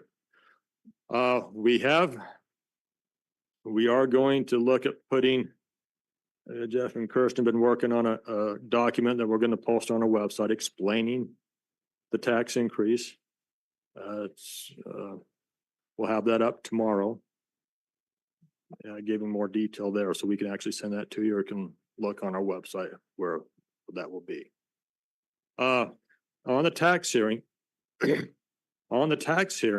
so it would be August 6th. That's the date the county does recommend to us. That's the date I always thought it would be. I've put down 6 o'clock. We can move it later. We cannot hold it before 6. It has to be 6 or after, okay? My recommendation is we do start at 6 and just try to, you know, get started and get it over with. Now, if we want to have another meeting before that, we certainly can. You can, you know, if you want to have a study session, you can even have another business meeting. That meeting just has to have an end time at 6 so the tax hearing can start then. So it's up to board leadership and what you want to do on that April 6th meeting, okay? August 6th, yeah. Just some more information on how things have changed since our last tax increase in 2019, the last 5 years. So 5 years ago, the average home was $421 in our districts, $703,000 now, $282,000 increase, or 67%. Again, you know, every home gets every primary residential unit gets a 45% exemption off the value. So you're only paying tax on 55% of your home. But the tax rate, you know, our tax rate is down. But you can see what people paid in taxes 5 years ago versus what they're paying now. It's, you know, even though homes have gone up 67%, or, you know, what people pay in taxes has gone up 27%. So not as fast. Again, as we've always said, and you guys are well aware, the certified tax rate in Utah does not have any inflationary value. We're still living off 2019 dollars. And that's why we have to do that. So again, that's for the Utah Taxpayers Association. You know, they're recommending every 5 to 7 years capturing inflation. That's what we're doing here. Yeah. Real quick, just as I'm listening to you talk, and you can elaborate on this, but to me, this is also so key in relation to the amendment. Yeah. Because the way I've always understood it, the foundation formula and kind of that 3 peg, you know, to the stool of state income tax, property tax, and federal Sales tax. And sales tax that's what balances this out. And I just have to wonder that, you know, if we go down this road and we end up passing the amendment, and the talk is, I don't know how true or not, but it's out there, right, that there are legislators that want to eliminate income tax. I can't imagine the impact that would have on this very issue. I mean, it would fluctuate across the state. I mean, I think if people think we have haves and have-nots now, I mean, this, I don't know. I just think this is key in understanding why we're in opposition. Yeah. That stool would become very uncomfortable.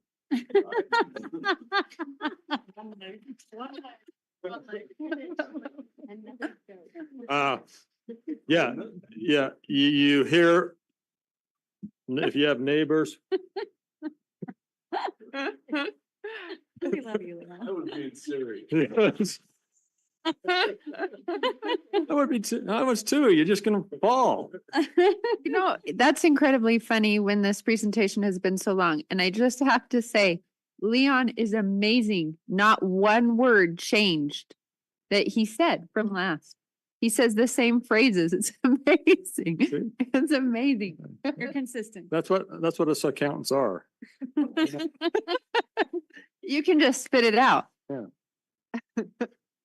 But yeah, you look at what people pay in who don't have, Florida, Texas, I'll pick them.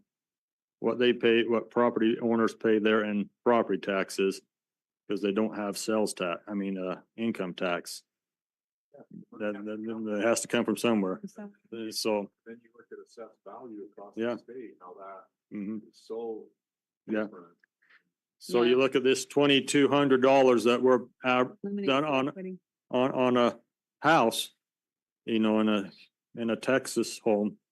My understanding, I've never lived there, or Florida, I've never lived there, but that same house, they're gonna pay $20,000, right? Because they're not getting any state aid. So the money's gotta come.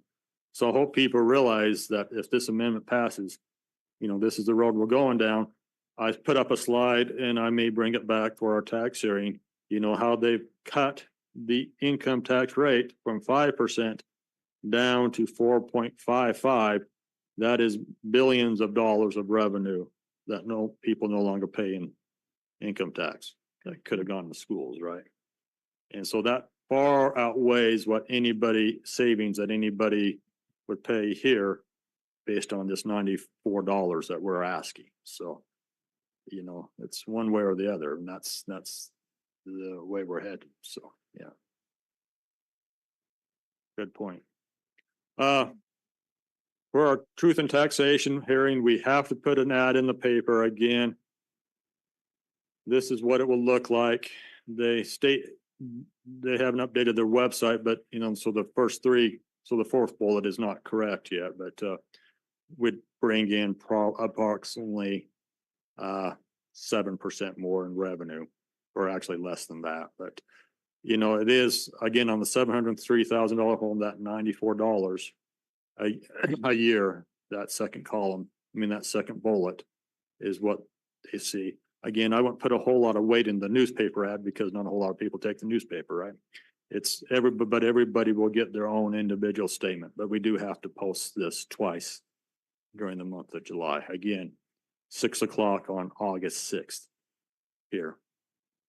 Couple other things, just for the public to be aware of, if you feel like the value on your property valuation is higher than what you think it really is, you should appeal that to the Board of Equalization at Salt Lake County. There's the website to do that. And also there are 6 relief programs out there for those who do have hardship. And we know that there are lots of people in our community that do have that. So I'd hope they'd look at these 6 programs. The bottom one there is new. I think it's just in its second year of a deferral option on property taxes for certain people over 75, similar to a reverse mortgage, if you will. So, but there's a deadline for that is September 3rd to apply for one of these. And we'll go over those at the tax hearing as well.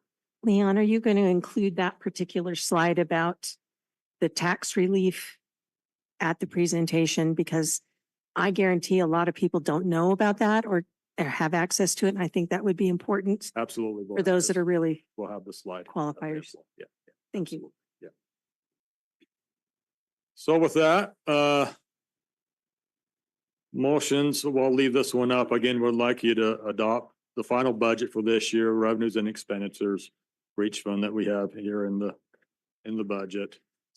Our second motion would be adopt next year's 24-25 budget revenues and expenditures on a tentative basis. That way we can start making payments, for payroll, buying supplies, getting ready for next year in July. But to then have you approve the final budget at the Truth and Taxation hearing on August 6th. Then authorize a Truth and Taxation hearing on August 6th I'm assuming if you want to move it to 7 or whatever you can, but I put up here 6 o'clock. And to set the property tax rates as follows, the basic rates certified, which is the certified rate is determined by the tax commission, the state board of education. The voted and board levies a combined rate to yield an additional 5 million above the certified rate. These funds will be used for operational expenses, primarily increases to teachers and support staff. And then the capital levy, a rate to yield an additional 4 million above the certified rate to fund the lease revenue bond payments for capital projects. And then our debt service rate sufficient to pay the debt, but not to exceed the rate that we established 7 years ago when we passed our bond. So it will be, that rate is actually quite a bit lower than what we're saying, but just not to exceed that. So with that, that's our motion. With that, that's all I have. Just want to thank Danny and his help for helping prepare this, going through these 12,000 of Excel lines with me and preparing this budget. So appreciate his help there with that. And want to acknowledge that and his good work. So with that, President Shell, I'll turn it back to you. I don't know if we have any patron comments, but we'll take those and we'll close the hearing, then you guys can discuss. Okay. Okay, are there any patrons who would like to comment? Okay, I'm not seeing any, so gotta say it though. Okay, so now we can close this budget hearing and I will take a motion in a second to do that. I move that we close the budget hearing. I'll second. Okay, thank you. There's a motion and a second to close the budget hearing. Are there any questions or comments to that motion? Okay, seeing none, I'll call for a vote. All in favor, say aye. Aye. Any opposed? Okay, that motion passes unanimously. Now, board, we can discuss and also ask questions, or we can just go ahead and make the motions that are above. Okay, Mr. Edel. I move that we adopt the 2023-24 final budget for revenues and expenditures for each fund as presented. I'll second that motion. Okay, we have a motion and a second to adopt the 2023-2024 final budget for revenues and expenditures for each fund as presented. Any discussion to that motion? Okay, Mrs. Teeny. I just want to thank Leon and Danny for managing this budget and staying as you promised us to come in 2 or 3% under what was approved initially last year. So I just want to recognize that and all of the departments. I mean, it requires a lot of work to stay within that guideline that we've historically kept. So thank you. Okay, thank you, Mrs. Tingy, and I will second that comment. We really do appreciate you guys, and I know it's a lot of work. Yes, Mrs. Nybar. I also wanted to say that it's so great to have that little bit of flexibility and what we were able to do with that with FTE. So I think it's such a, like Mrs. Tingy said, it's difficult for them to come under budget by that, but it's really important because there are needs that emerge that, you know, this is going to be such a big deal to our elementary schools. It's such a big deal to Draper Park to be able to host, you know, the ACC kids there. So these are things that really matter to families and kids and classrooms. So I'm very grateful that that's a practice that Leon does, and it's no small task. So thanks. Okay, any other comments or discussion? Okay, seeing none, I'll call for a vote. All in favor, say aye. Aye. Any opposed? Okay, that motion passes unanimously. Okay, now we can take a second motion, and I will entertain that now. I move that we adopt the 2024-2025 budget revenues and expenditures on a tentative basis for each fund as presented as final approval will be at the Truth in Taxation hearing, and that we authorize a Truth in Taxation hearing on August 6th at 6 p.m. to set the property tax rates as follows. A, basic school levy certified rate as determined by the Tax Commission and the Utah State Board of Education. B, board / voted levies, a combined rate to yield an additional 5 million above the certified rate. These funds will be used for operational expenses, primarily increases to teachers and support staff. C, capital levy, a rate to yield an additional 4 million above the certified rate to fund lease revenue bond payments for capital projects. D, debt service levy, sufficient to service debt requirements not to exceed 0.001565. I'll second that motion. Okay, thank you. We have a motion and a second. Is there any discussion to that motion? Okay, I think the same comments can go for this next year's budget. So I will now call for a vote. All in favor, say aye. Aye. Any opposed? Okay, that motion passes unanimously as well. Okay, now I think we can just move on to the next item on the agenda, which is staff comments. Superintendent, we'll start with you. No comments tonight. Okay, thank you. Mr. Wilcox. Just quickly, Jeff, Kirsten, myself, and a few others, I know, while you guys were up at Davis, we had a school safety conference over at Riverton High. Very, very informative, that we'll be sharing some information with the EMT team. It was great to see. We had a couple dozen Canyons people from our schools represented there, so it was great to see them there. And about 800 people statewide, so it's nice that the whole state is catching on to this vision of school safety and the importance of it. So, you know, we had people from a mother from Sandy Hook was the organizer who set up a foundation that she started it. We had the principal from Columbine when that incident happened. And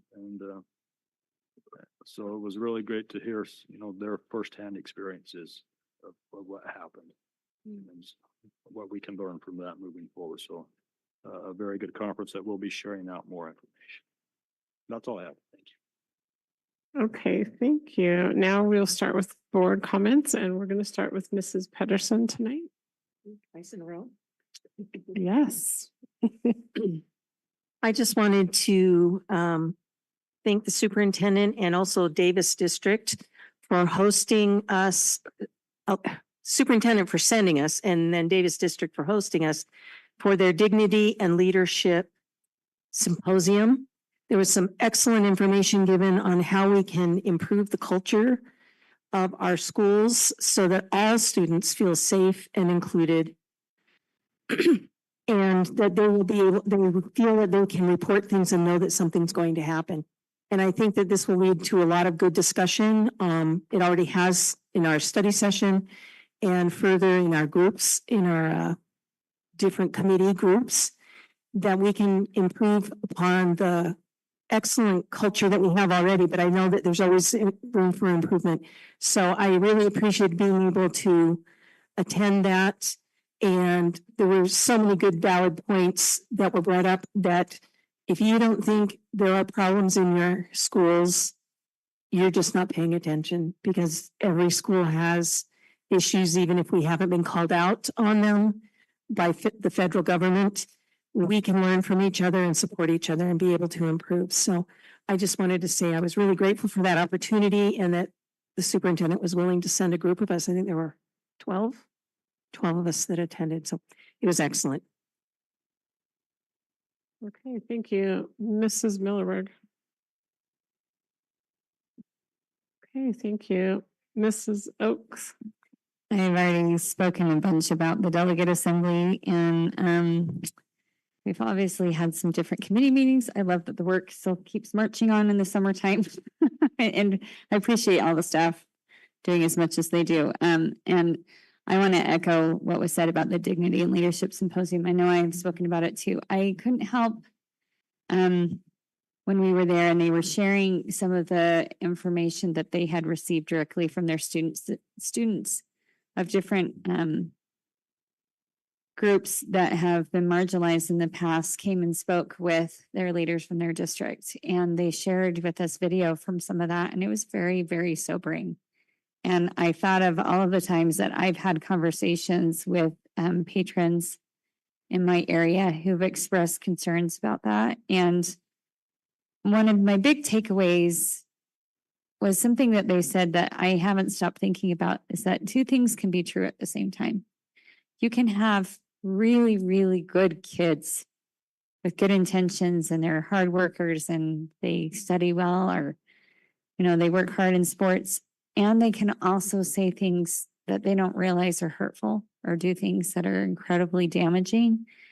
And it's important for us as a district to make sure that we teach them better and help them to learn so that they don't make those same kind of mistakes in their adulthood when the consequences are much more impactful and could destroy their own life in addition to other people's. So I was really grateful for the opportunity. I think on so many levels, it's something that we need to keep watching and thinking about and doing better with. And I appreciate, we have so many good staff members here who really genuinely care about kids. It's why they're here. It's their why, I think you'd be hard pressed in corporate America to find a greater concentration of people who genuinely care and show up for the right reason in their job every day.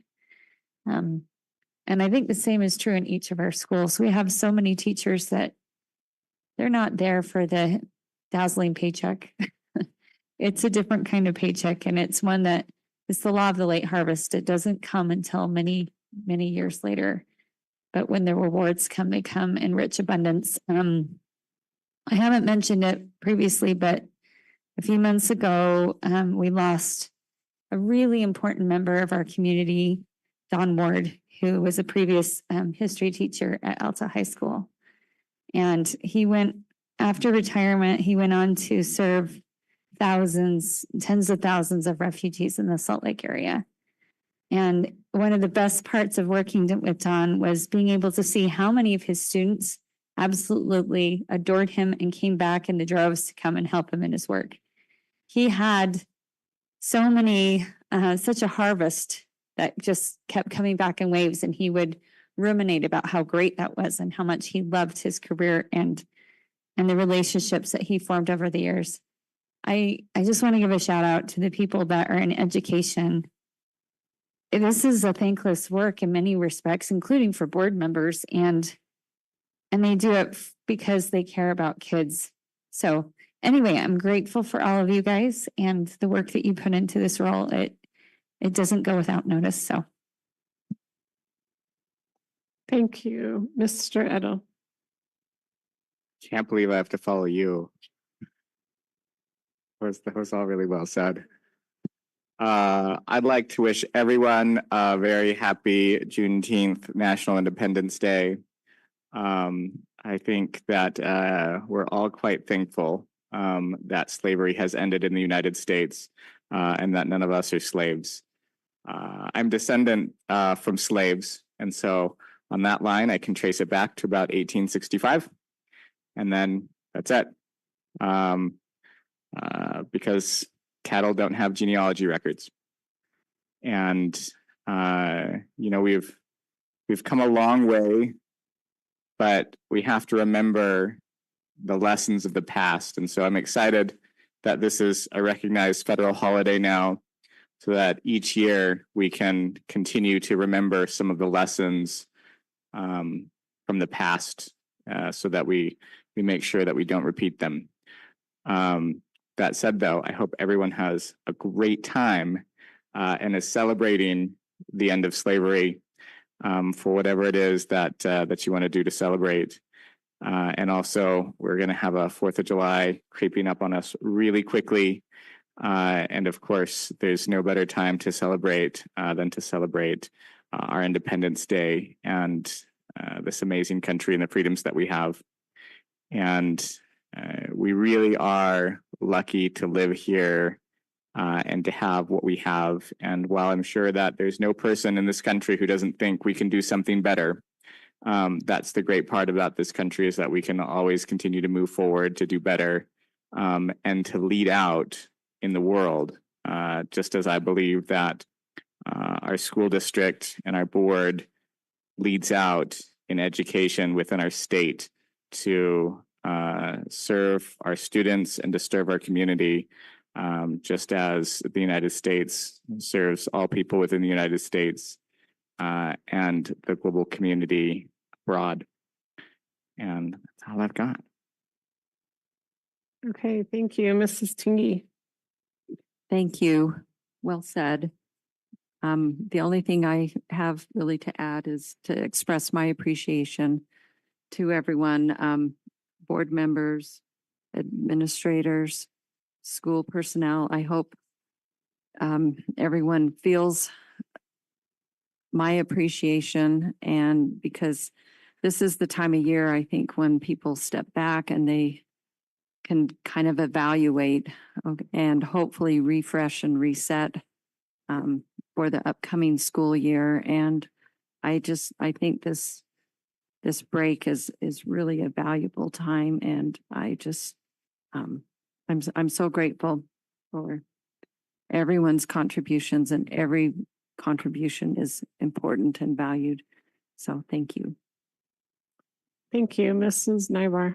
Well, first I'd like to take a minute to thank Mr. Richard. Mr. Richard is the building facility manager at Willow Springs, and he just got moved to Silver Mesa. So had a kind of little teary goodbye. He's been amazing at connecting with the kids, goes the extra mile.